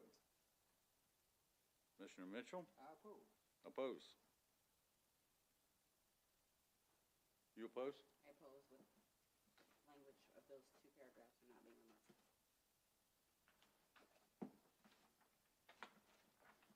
I would like to have that paragraph removed, but I'm in support of the rest of it. I am as well, and the only reason, and I'm in support of it as well. However, the only reason I'm asking that those two be removed is due to the information that was presented in person to the board tonight. As it was indicated that there's a video and videos are cut. So I would rather take what a citizen is standing there saying that's chosen to speak up as regarding what transpired in their recollection as opposed to cut videos. So that is the reason why I'm not inclined to agree with the reprimand. However, I am inclined to agree with the portions that I said earlier, which were that the beginning of Commissioner Trammell's portion of the not reprimand, my apologies, I put what censure meant, of the censure for Commissioner Marley. That is why I'm not in favor. Mayor, didn't you just call for a vote and it's 2-2? And we need to, I'm going to finish it up. okay. Could I make a comment on June 8th? That was about the behavior during a debate by interrupting a fellow commissioner. We were all here for that one. And I think everybody here on this board saw that. You know, I'm going to end this. Excuse me. I don't like to see censures about our behavior. I don't. Not at all. But I don't see approving one and not approving the other.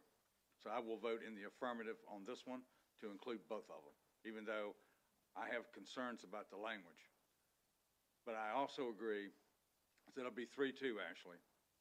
So I also agree with Mayor Pro Tem that censures can come from any of us. That let's take this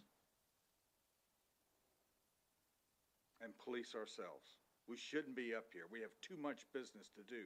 We have so many priorities in this town that we need to concentrate and put our energies on. And we shouldn't be censuring each other. This is August. We've been together 9 months. 9 months.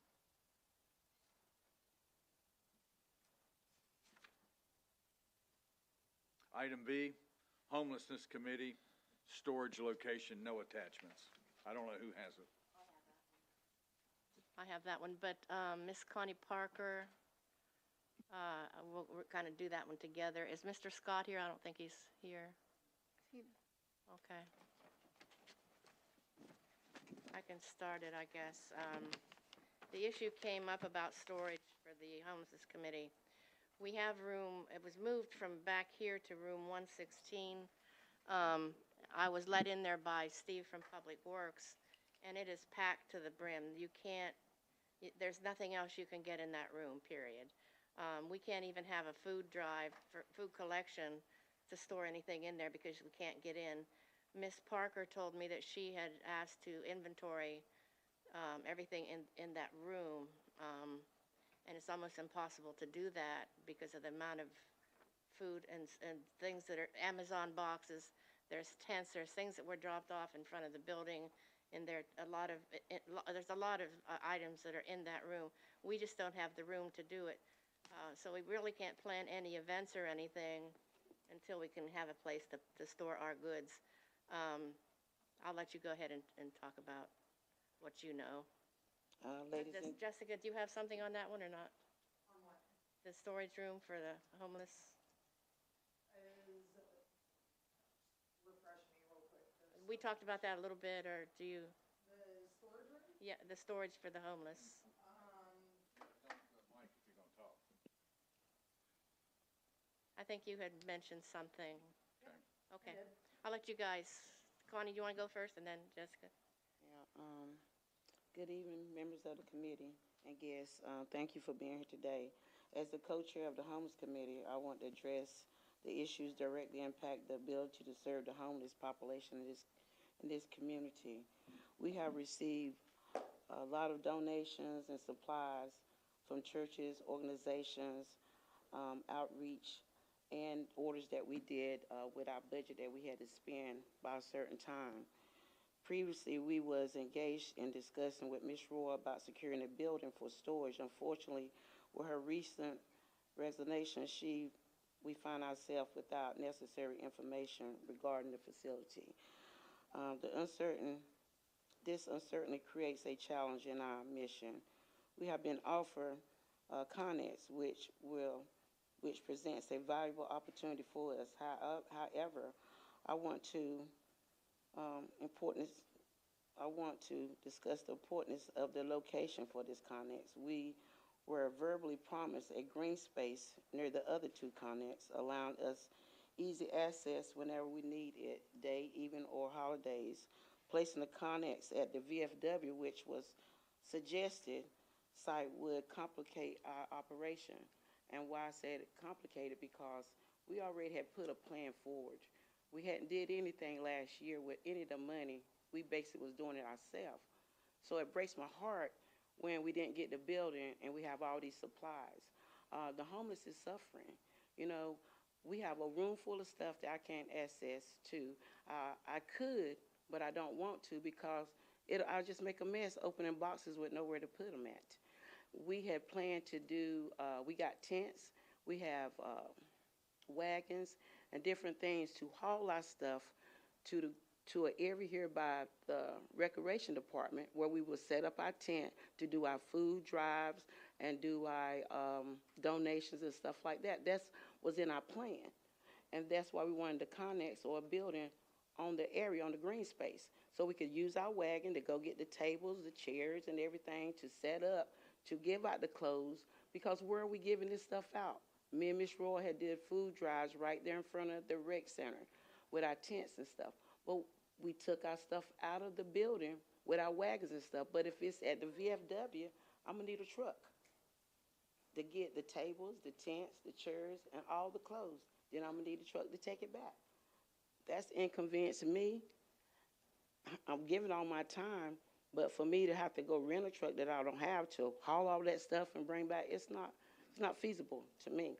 Which if we had a green space, which there is connexes already on the green area that we looked at, and there's no permit for them connexes on the green area, so we shouldn't have to get a permit to put one. I'm just asking y'all to help me help the homeless.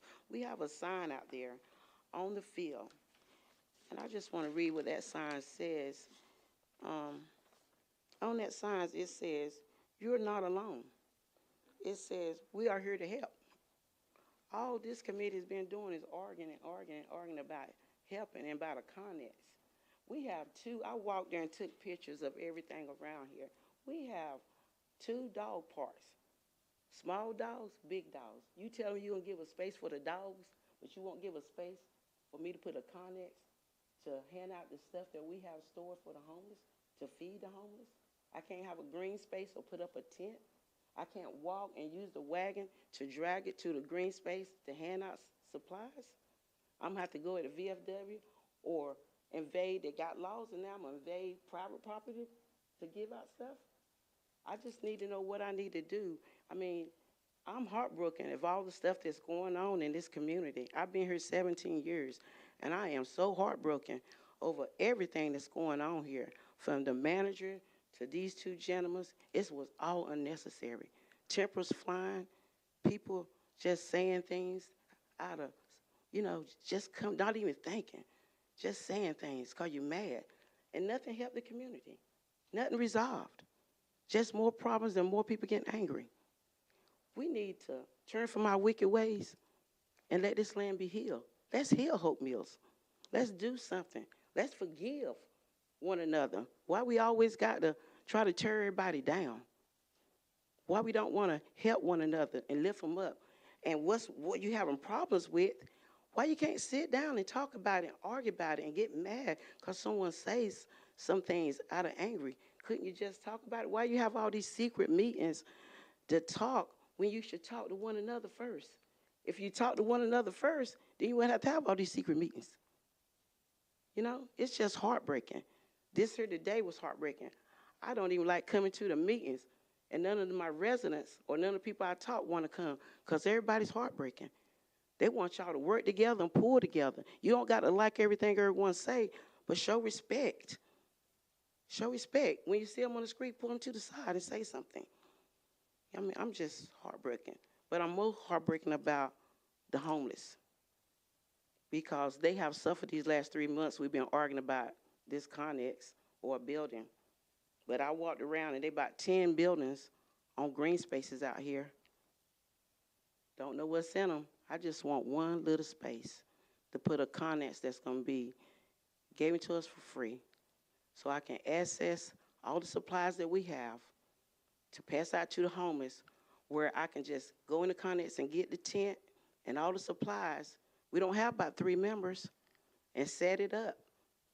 I've been doing most of everything by myself. Can I please get some help for the homeless? Do anybody got a heart in here? Do anybody care? Connie, let me ask you this.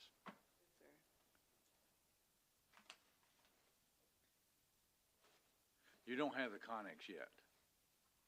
No, I was promised the connex, but I have to have a space to accept the connex. Okay. Yes, sir. But so what you're looking for is you're looking for a space that's right here close to town hall and the Parks and Rec for, Sir. for you to put a Connex? Well, we have two Connex already on a green space here. You could put it right beside those two. Okay, so that's what you're looking for. Yes, I can sir. understand, now I kind of understand what you're doing, because you're going to operate here in the park. Okay, so if you were to go to, if you were to ask the VFW to put a Connex there, you're right, you'd have to have a truck to haul everything here to set up, and then take it all down and take it back. I got that. Yes, sir. But you would also have to do the very same thing if you wanted to put it on the Greenway. You'd Well- also have to have a truck to do that as well, right? No, sir, we got wagons that we bought that like you go to the beach or go in where they big wagons, you can haul everything in those wagons. We can tote the tables, but the clothes and the items, we put them in the wagons. That's why she got two wagons. I mean, we already have done this, sir. Okay. What I'm talking about was already been doing when Ms. Roy was here. We already had a food drive and stuff. We had that little office right here in the back, and the stuff was stored there. That's why she had the tent and those wagons at her house that she dropped off there, because that's what we was using. We was told we was going to be able to when Ms. Roy was here. I'm just asking for the verbal agreement that was said when she was here, that we still keep it. Mr. Mayor, Okay, Commissioner Mitchell. what's the location of the two connexes at now? I think I have a picture of them. They're out there in a greenway with a fenced-in area. Greenway. Yeah, the fenced-in On area. the golf course. Golf course, Yeah. okay. There's two of them there. I think one is like a reddish and one is like a greenish color. There's two of them sitting, as you pull in to the upper parking lot and just go straight, the fenced-in area, they're right along the fence line. Now, question is they security fenced in? Yes. Because the reason why I asked that question, because remember a few years ago, we had somebody break in and stole some Yeah, items, that's why. there's a gate that's locked. And the thing about the homeless committee is unique, because they don't, like some of the other committees with their decorations out on holidays and things. The homeless committee, they're out, these ladies and gentlemen are out there almost every day feeding these people. They really are. And we need access to that area, during the day, during the weekends, during holidays, and the town hall's not open, so we can't access the room that the things are currently stored in. So we need to be able to access it at any time. During the snowstorms, y'all were out there.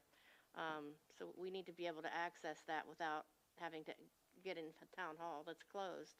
The fence lock won't be a problem? Just the fence? I don't think that's a, I think we could probably get a key to that lock. Who controls that fence? Don, do y'all still control that area? Parks and Rec Okay. control it. We can probably get the key to that area, yeah. But that's perfect area out there for us. But Connie, I come back again, I'm not opposed at all. I'm just looking for the right solution. Yes, sir. I think the right location here. But I'm gonna come back again, that, so if you wanna put it at the golf course, behind that fence, you're still gonna use wagons. So are you gonna move wagons down Golfview Road? Well, if you give me that area, then we would set up everything out there. I'd rather be over here, and I'd rather have a little space over there by the dog area where I see some buildings, but I don't know whose space that is, or somewhere near here. But if I can't have somewhere around the recreation center, then I would take where the two Connex is. But I'd rather have it there. I had planned signs to put out at the road to point food drive. We already have a box at the rec center where we get supplies, a donation box. So that's why I wanted to be somewhere there. And and all the people that's walking and that could see the signs and come by and drop off things. We have a lot of traffic around here because of the beehive and things. So it would be nice. I've seen other buildings here. I don't know. I mean, I walked around and I've seen a lot of other buildings by the dog park. So I don't know who buildings they is or what space that is, but it would be nice if I could be over there with a Connex. Well, Connie, do you have access to the room here? No, sir. Someone else has a key to the room from the Park and Recreation I think Public Center. Works has a key to that. And it's too packed for me to go in there and do inventory. It's just like if you open something brand new, a box. It's got all the foam and everything. When I take all that out, what I don't have no space to inventory or put it together. And it's something that our team need to do. I need my team. It's nothing that I want to do by myself in inventory. When I do something, I like a team. So you watching me, I'm watching you. We writing it down together. What you don't see, I see. What you check out, then I got a list here, and then divide it up. But we don't have no room to do it in there. I appreciate the little storage, but I got a garage full of stuff. I got 6 storage bags of donations of clothes and stuff from churches and different organizations that I'm storing at my house right now. Connie, would you support me, could we revisit this when you get to Connex? Where I'm gonna put it at? I still think, Where I'm put it at my house? Commissioner Marley, you got a question?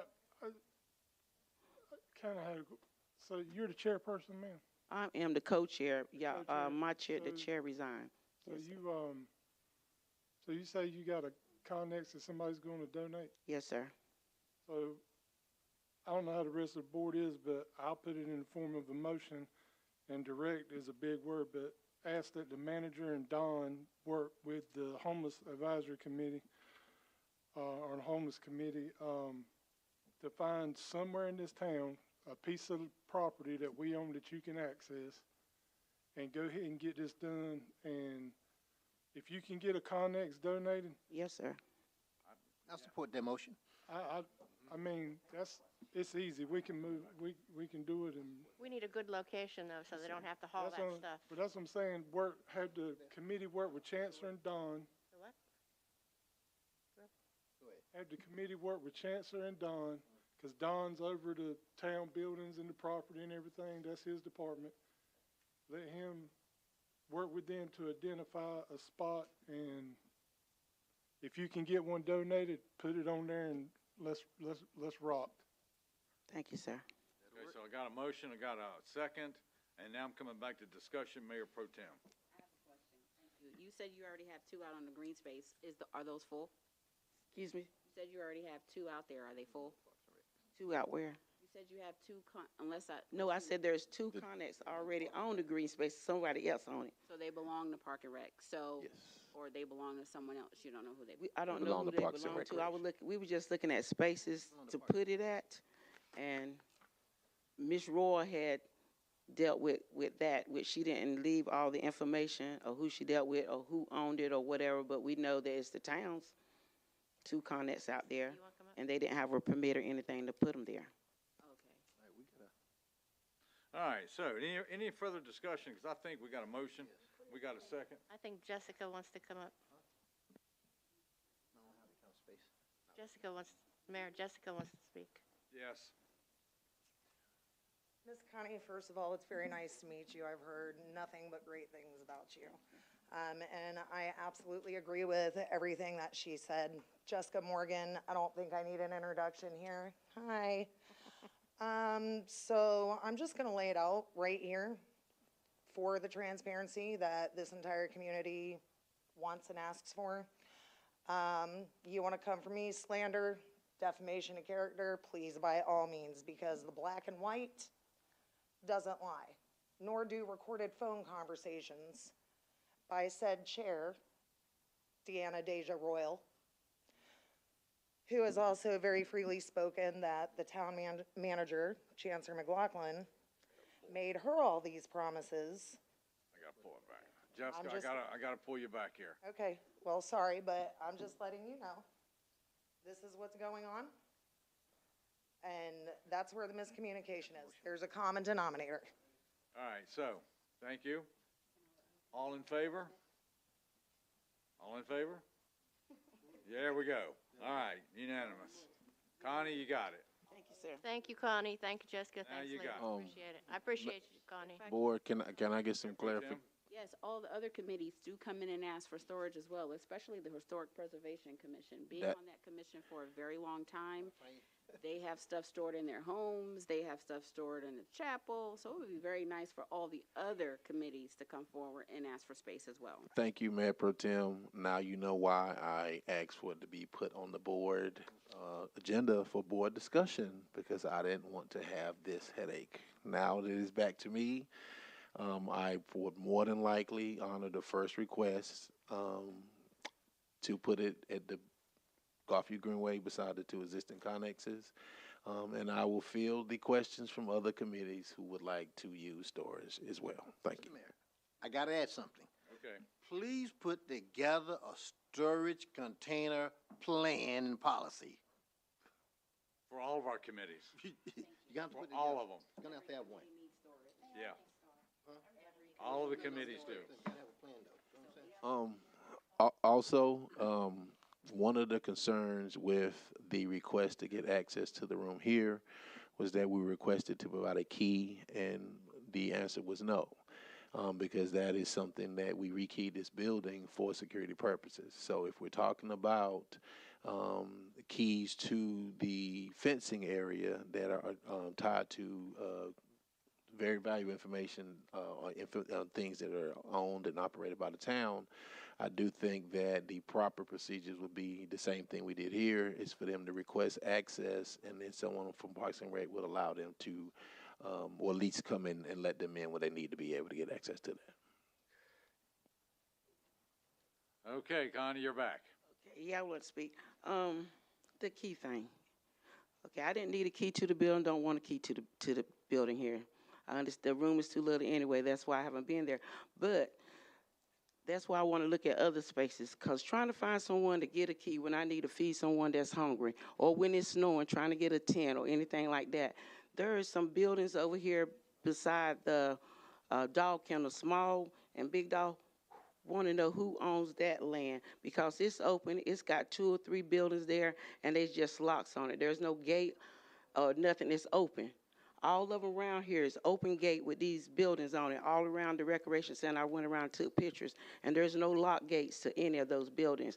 But I just want my building with my lock on it.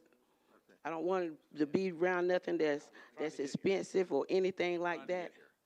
Connie, I agree with you, and I was trying to get to a point where, and I was going to ask the town manager, are there any connexes or sheds that may be available for them to use? The existing or the original request was for a connex to be placed at the Godfrey Greenway beside the connexes that didn't have a permit that are out there now. And so if this is, and this is the reason why I didn't want anything to do with it, and I wanted it on the agenda for you guys to make the decision. But if it's coming back to me, more than likely I will go with the original request. There are 2 connexes out there now that are operated and owned by Parks and Rec. You can put them right beside it. I'm just simply saying that they're enclosed in a fence because there's valuable information in there. And so I have reservations with getting keys to citizens that are tied to people, the goods that are owned by the town. And so what my suggestion will more than likely be is that when they wanted access to it, staff will be able to provide access to it to unlock the gate. Here's a question, one question. Go ahead, Commissioner Mitchell. Hopefully this will help. Now, the question is, you can get, what's that lock? There's a, like the old military lock that you can close, can't nobody put bolt cutters to, not. Combination You got a new lock that is hard to cut. However, because you want to have accessibility at any time, however, do it have to be inside the fence? Can we find a location outside the fence? That's what I was saying. Yeah, you can do that. Okay. Yeah. That's what I'm saying. Got See? nothing that important Right, in there. outside the fence, and that way then, here's the deal though, but you gotta remember now, cause security may become an issue. You know, safety may become, so you gotta, that's why we gotta have a good comprehensive policy put together for protection of not just the town, but the citizens as well. Well, you're right, but the thing is, like I said, are we gonna be able to find somebody to unlock a gate for us in the evening, or when it's snowing, or on a holiday? Right, okay. Another facility, another area. I work with y'all. Okay, But that's, all righty. I work with y'all. Let's move on. Let's move on to I go do an assessment. item 8. Old business is none. Item 9, new business. Item A, authorization for the mayor to execute contract with Whit O'Brien for grant services on behalf of the town of Hope Mills, tab 14. Ashley? Good evening. So this contract is another amendment from Whit O'Brien, our grant services firm. And this amendment reflects or memorializes the $30,000 that the board allocated for grant services in the current fiscal year budget. And so the distinction with this one is that it is primarily just for reporting for grants that we've already received. There is a bit of overlap in terms of working or finishing up grants that have already been in process, one of which was the Governor's Highway Safety Program resolution that you approved under consent, but the lion's share of this 30,000 is just for reporting. It's not for the town to pursue any new grants. Okay, so what's the motion need to be? Approve the Widow Bryant contract. To approve the Widow Bryan grant service contract. Mayor, I'd like to make a motion to approve the Whit O'Brien contract for grant services on behalf of the town for $30,000. I'll second that. All in favor? We have a question. We're in discussion. Mayor Pro Tem?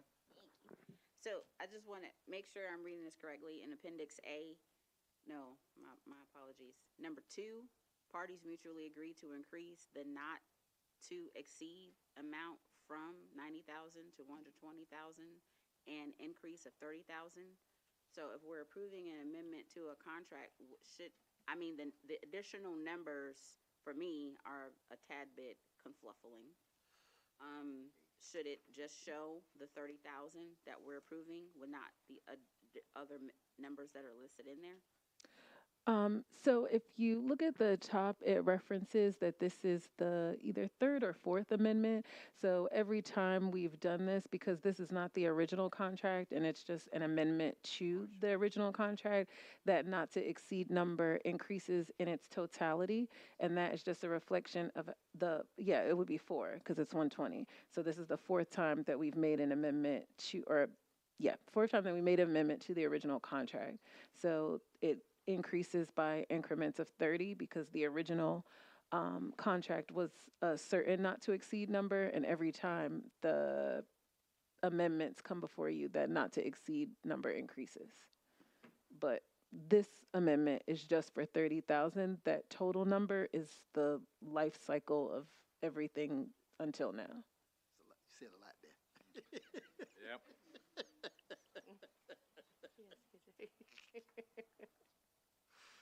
We good?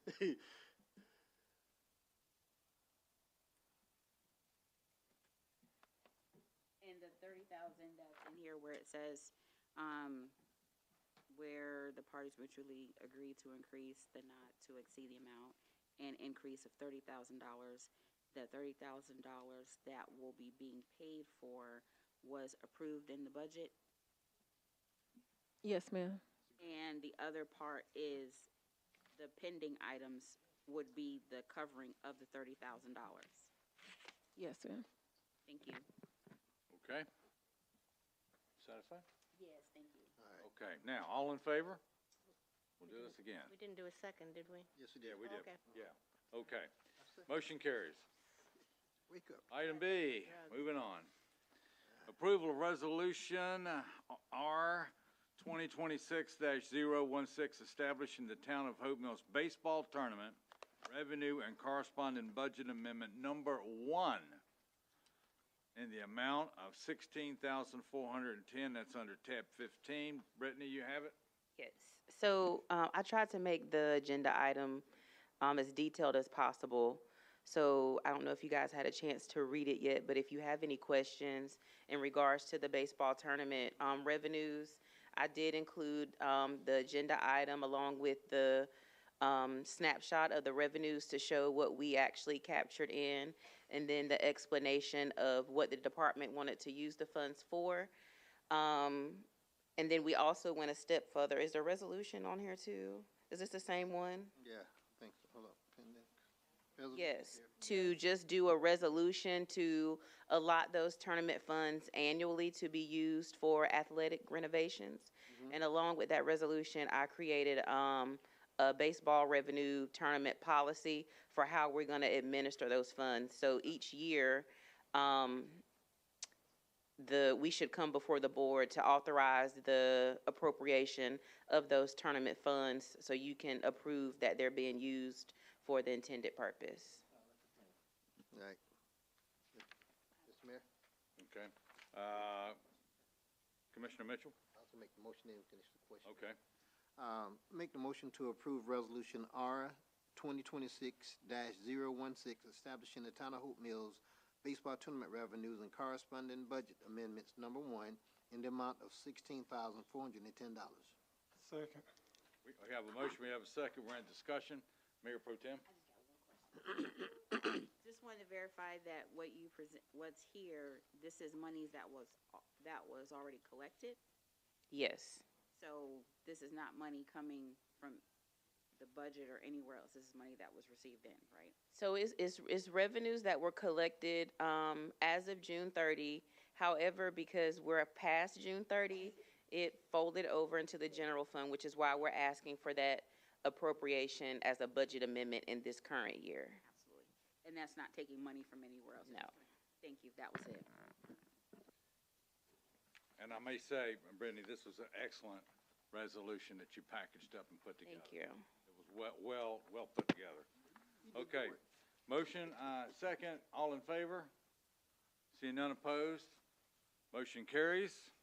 Item C, authorizing payment of temporary cooling equipment from Sunbelt Chiller Rental, BMI, and approving corresponding budget amendment number 2 in the amount of $48,788 for the Public Works Department. That's under tab 16.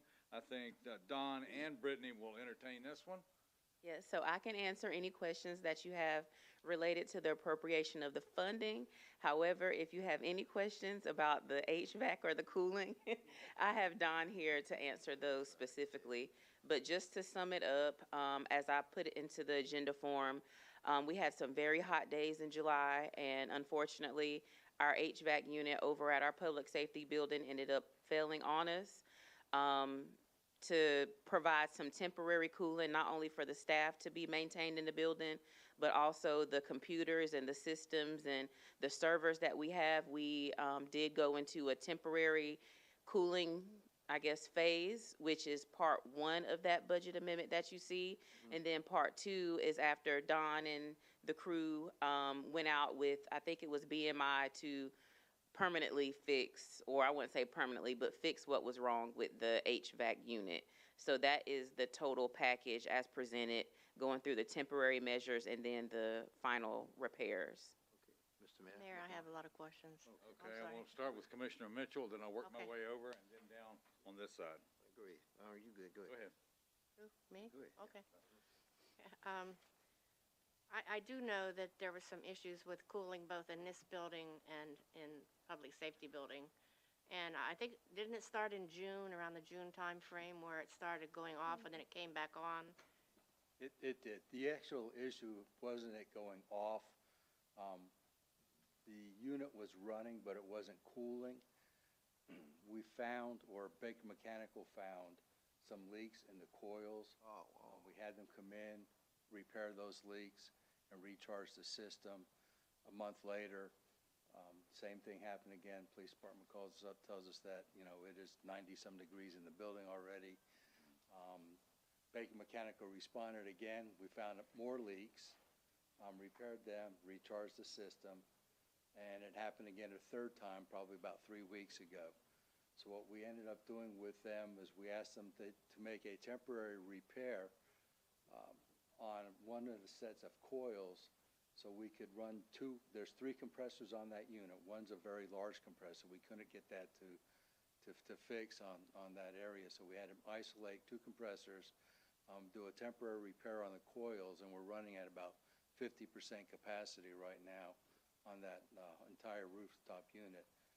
In order to supplement that, we had to go to Sunbelt, and we got portable chillers that we could put into various areas of the building to augment and keep the building habitable for people, habitable for our electronic systems, and then also because it's been an ongoing issue, with the humidity in here, you start getting water and moisture on your walls and everything else.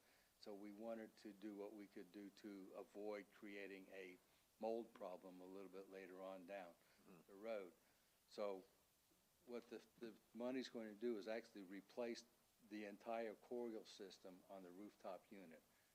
After you fix it a couple times, it's an indicator that you've got weaknesses developing in the metals of the coil. And every time you release, you are releasing freon gas or a refrigerant into the atmosphere, and it starts to become an EPA issue when you start massive releases like that. So we need to replace the coils and carry on. Okay. And that was kind of where I was going. I mean, I understand you have to have it. I mean, it was hot and those Unbearable. windows don't open. So I know you have to have it, but my thing was, I'd understand why we rented things when we should have fixed it. We could have fixed it all at one, before we got to the rental part of it, because that was like $15,000. Should we have just went ahead and replaced all of that instead of doing the rental? No, ma'am. Okay, that's my question. Because it wasn't working. So if we wouldn't have rented the equipment, well, I mean, we did the temporary fix that we could and isolate half of it so we were able to get 50% capacity. But if we wouldn't have done the rental, that building would still be close to 90 degrees. Well, I understand that part of it. What I'm saying is, prior to all of that, when you knew that the coils were going bad, couldn't we have just done the HVAC, replaced the coils, like you said, on the rooftop, instead of renting the equipment? You said it was a progressive thing? Well- I'm just asking. I mean, Well, it's one of those things, I mean, it sounds, you don't know it's bad until you know it's bad. okay. You know, it's easy and it's not uncommon to get a leak in your coils and go back and braze or repair over it. But you don't know that you actually have a problem with the metals on the coils until you have subsequent failures. Okay. One, you don't just go and replace, because at $50,000, I'm not gonna go and replace coils over a leak, you know, where I could repair it, it'll last for 10 years. That's right. I agree. And none of that was under warranty, right? No, ma'am. No. The whole system. Okay. I asked that question long Yeah, ago. he did. I'm just kind of wondering why we couldn't have replaced all of it prior to the rental of the equipment, which was an extra $15,000. Well, like I That's said, my general yes, question. ma'am. Well, we didn't know until we knew. Okay, all right, understand. Yeah, thank you. Commissioner Mitchell? Mr. Mayor, I'd like to make the motion to authorize the payment of temporary cooling equipment from Sunbelt Chiller Rental, BMI, and approving corresponding budget amendment number 2 in the amount of $48,788 for the Public Works Department. Have a second? Okay, I have a motion, I have a second. Any further discussion? Mayor Pro Tem? So what I heard was it's fixed, right? No, ma'am. So it's not fixed. No, ma'am. It is temporarily fixed. We've got a temporary fix. We're running about 50% capacity. Okay, Our chillers are just about at the end of their rental period. Okay. The additional ones. So we're keeping the building habitable right now. okay. And then with this motion, releasing the funds, we can have Baker Mechanical come out and actually replace the coils that are in there. You know, yes, So- ma'am. And So it is to fix? Yes, to ma'am. Repair, okay. And would they warranty their work? yes, ma'am. Okay, awesome, thank you. That's it. Brittany, where's the 49,000 coming from? What line item? So I prepared the budget amendment for the 49,000 to come out of the contingency line.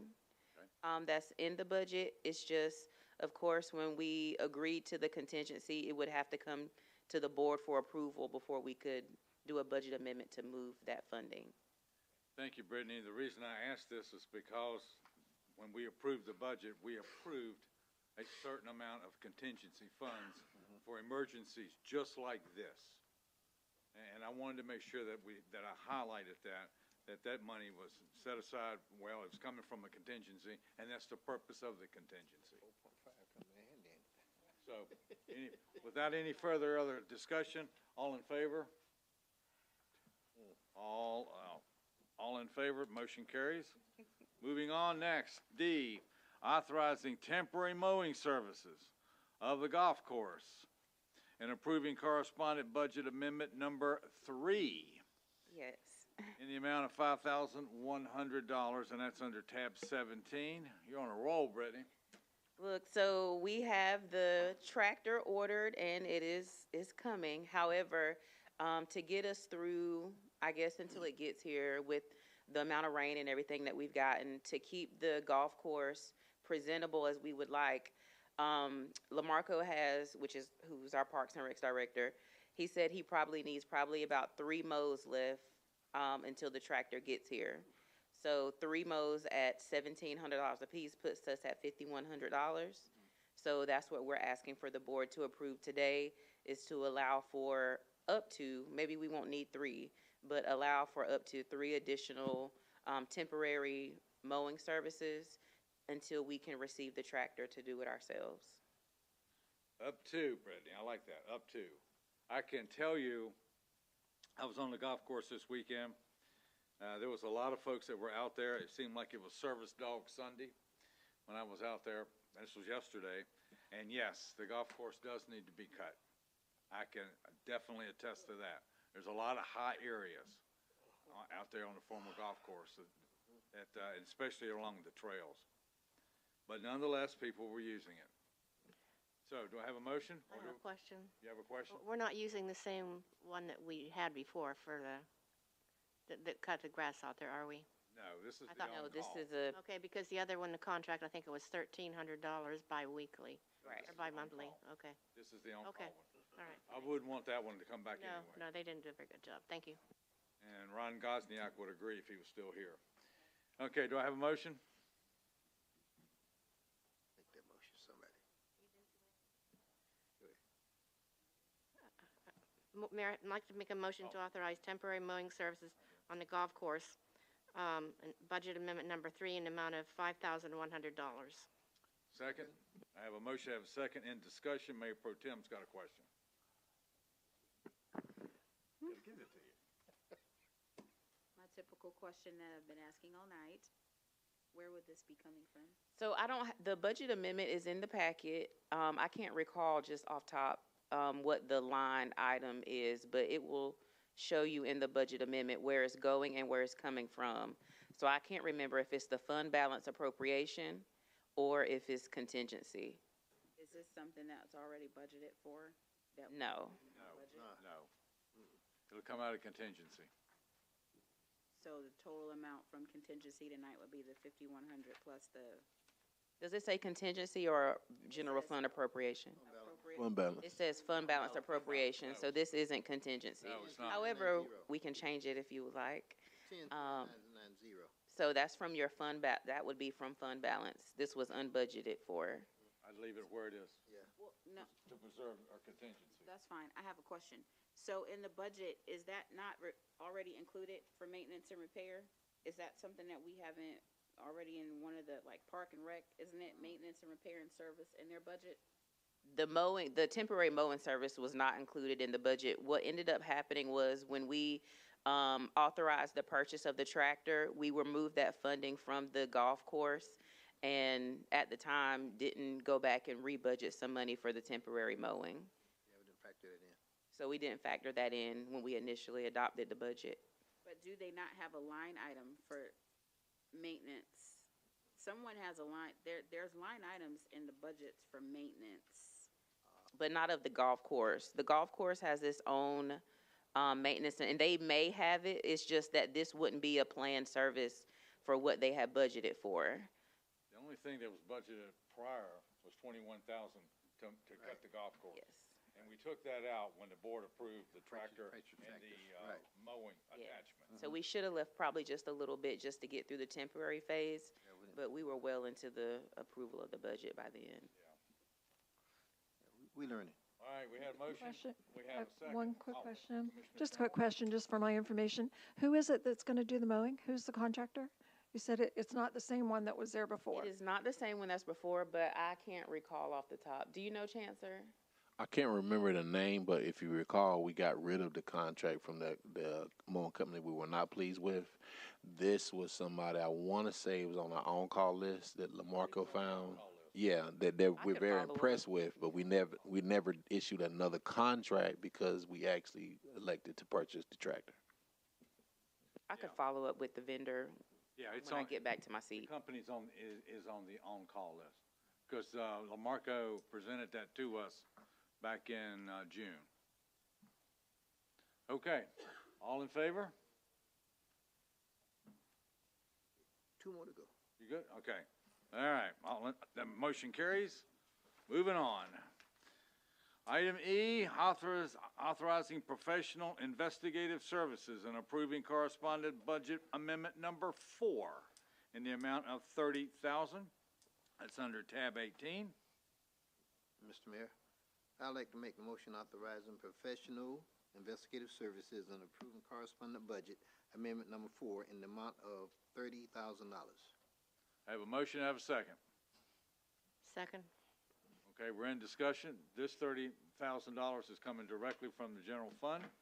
If it's not all used, it will, whatever is unused will revert back to the general fund.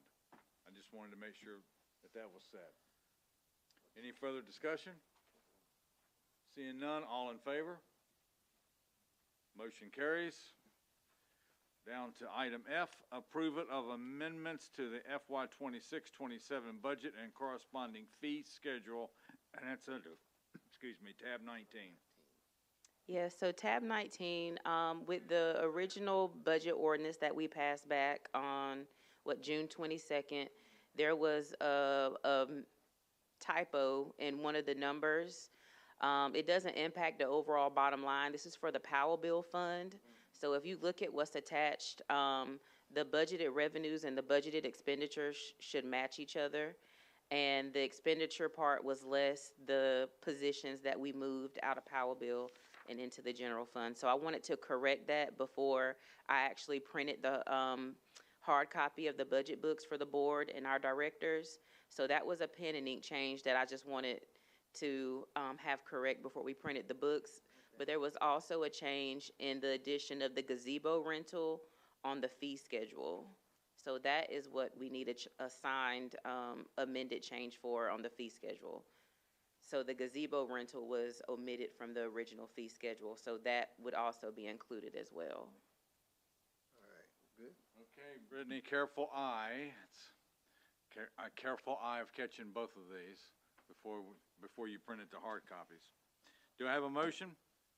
Make the motion, approval of amendment to the FY 26-27 budget and corresponding fee schedule. Second? Second. Without any further discussion, all in favor? Seeing none opposed, that motion carries. Okay, item G, which was added from the consent agenda. It is approval of resolution R 2026-017, Hope Mills Area Land Use Plan. That's still under tab 11. I think Sarah Grace will come back for this one. Chancellor will probably add in. Just want to make sure that we get the language right. And Brittany, thank you very much.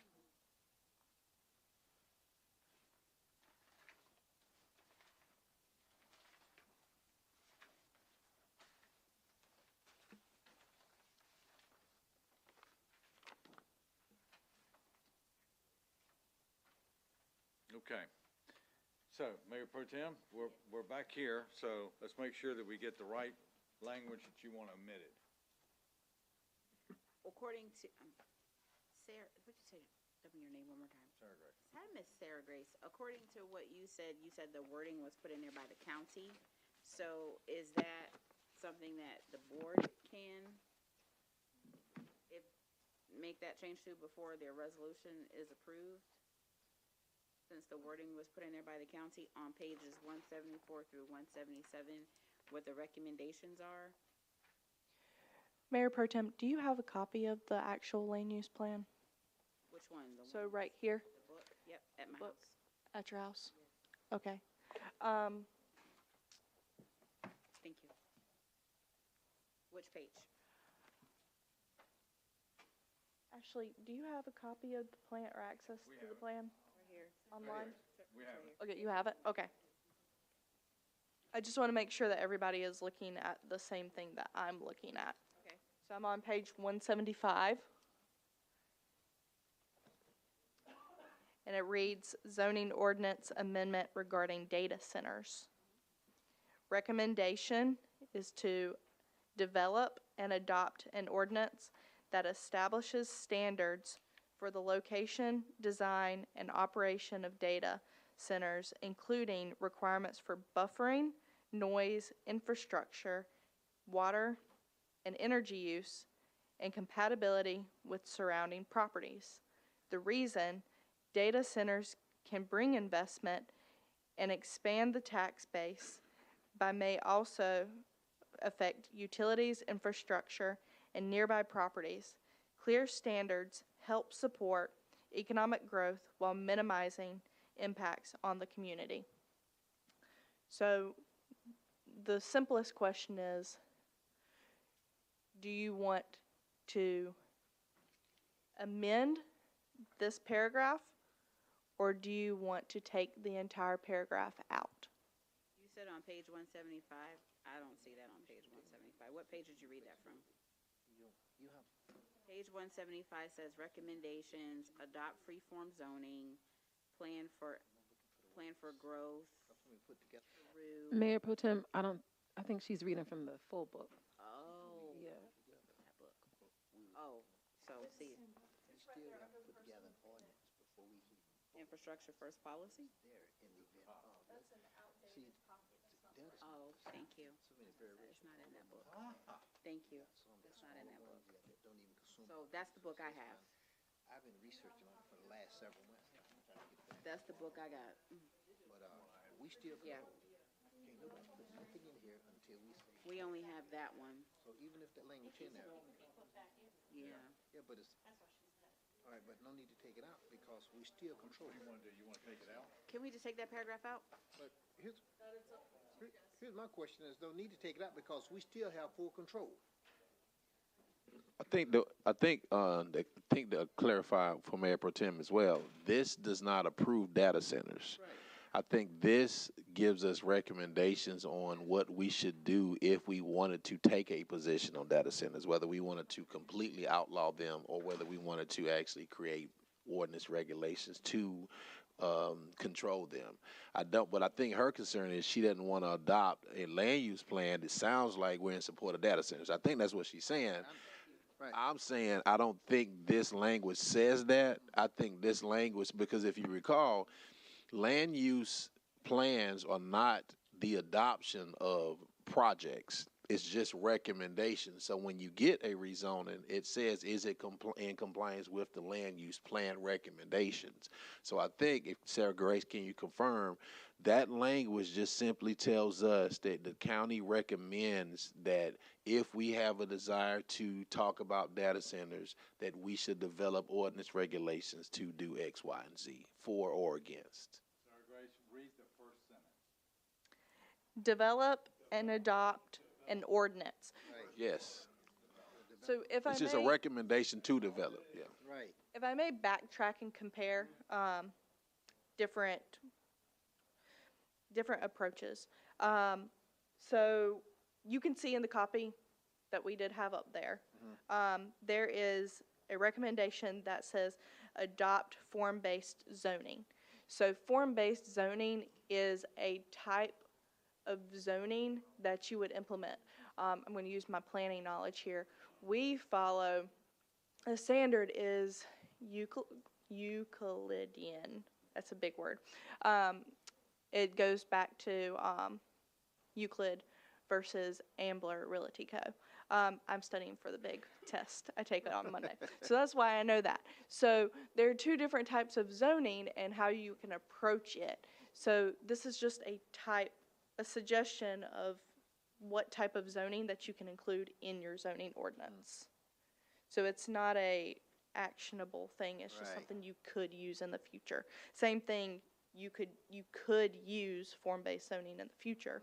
That doesn't mean that you have to take it. It's just a possibility. Sarah Grace. Yes, sir. And with that, we still have full control of yay or nay. You know, that's all this. It's just a guideline, pretty much. It's basically a guideline. It's to keep us in there, because that language was discussed. So it don't commit us to anything. It just give us a guideline. That's all this. It's nothing procedural in there. It's up to us to develop. We develop it on our timeline, and we got to do it. I'll try to simplify it even more. If the board decided right now they were dead set against data centers and they wanted to develop an ordinance to do so, you could say it's in compliance with the recommendations of the land use plan who asked us to develop an ordinance. And that's what the first. Yes, so this is not in support or in opposition. It just tells us that we are recommending to, because the reason why we should develop, because right now we don't have anything. So if one came, we don't have regulations to govern them. So I take that language as recommending to us to do something. And typically what we're seeing in other municipalities is the first beginning portion is to adopt a moratorium to give you time to develop those regulations. This doesn't say what those regulations should be. It's just that we should adopt them to determine what the town actually wants in regards to data centers. Okay. Without any more further discussion, we'll call for the vote.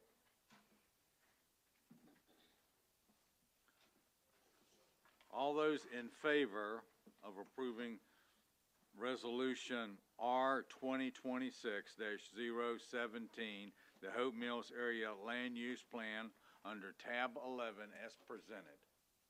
All in favor? 1, 2, 3, 4. All opposed? It passes 4-1. Thank you, Sarah Grace. Again? I will let you know when the commissioners hear it as well. I would But like to know that because I'd like to attend. it likely will be at a 6:45 commissioners meeting, though, just a heads up. Open, it's not at 9 o'clock.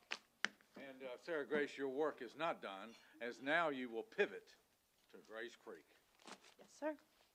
All right. We will be following that one. Thank you for having me and hanging in there with me. If you have any questions, let us know. You have my email, Mayor Pro Tem, and I can connect you with someone more well-versed in data centers. It wasn't necessarily that. I'm very well familiar with zoning and ordinances and all of that. It's just the way It's worded. I appreciate it. All right. Y'all have a good night. Thanks for having me. Thank you very much. Remainder of the agenda is all of the upcoming meetings in the month of August. We'll be back here at our next regular meeting on 17 August.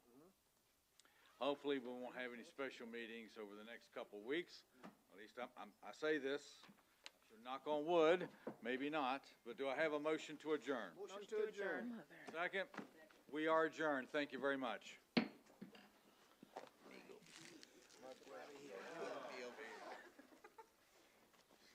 Katie, thank you.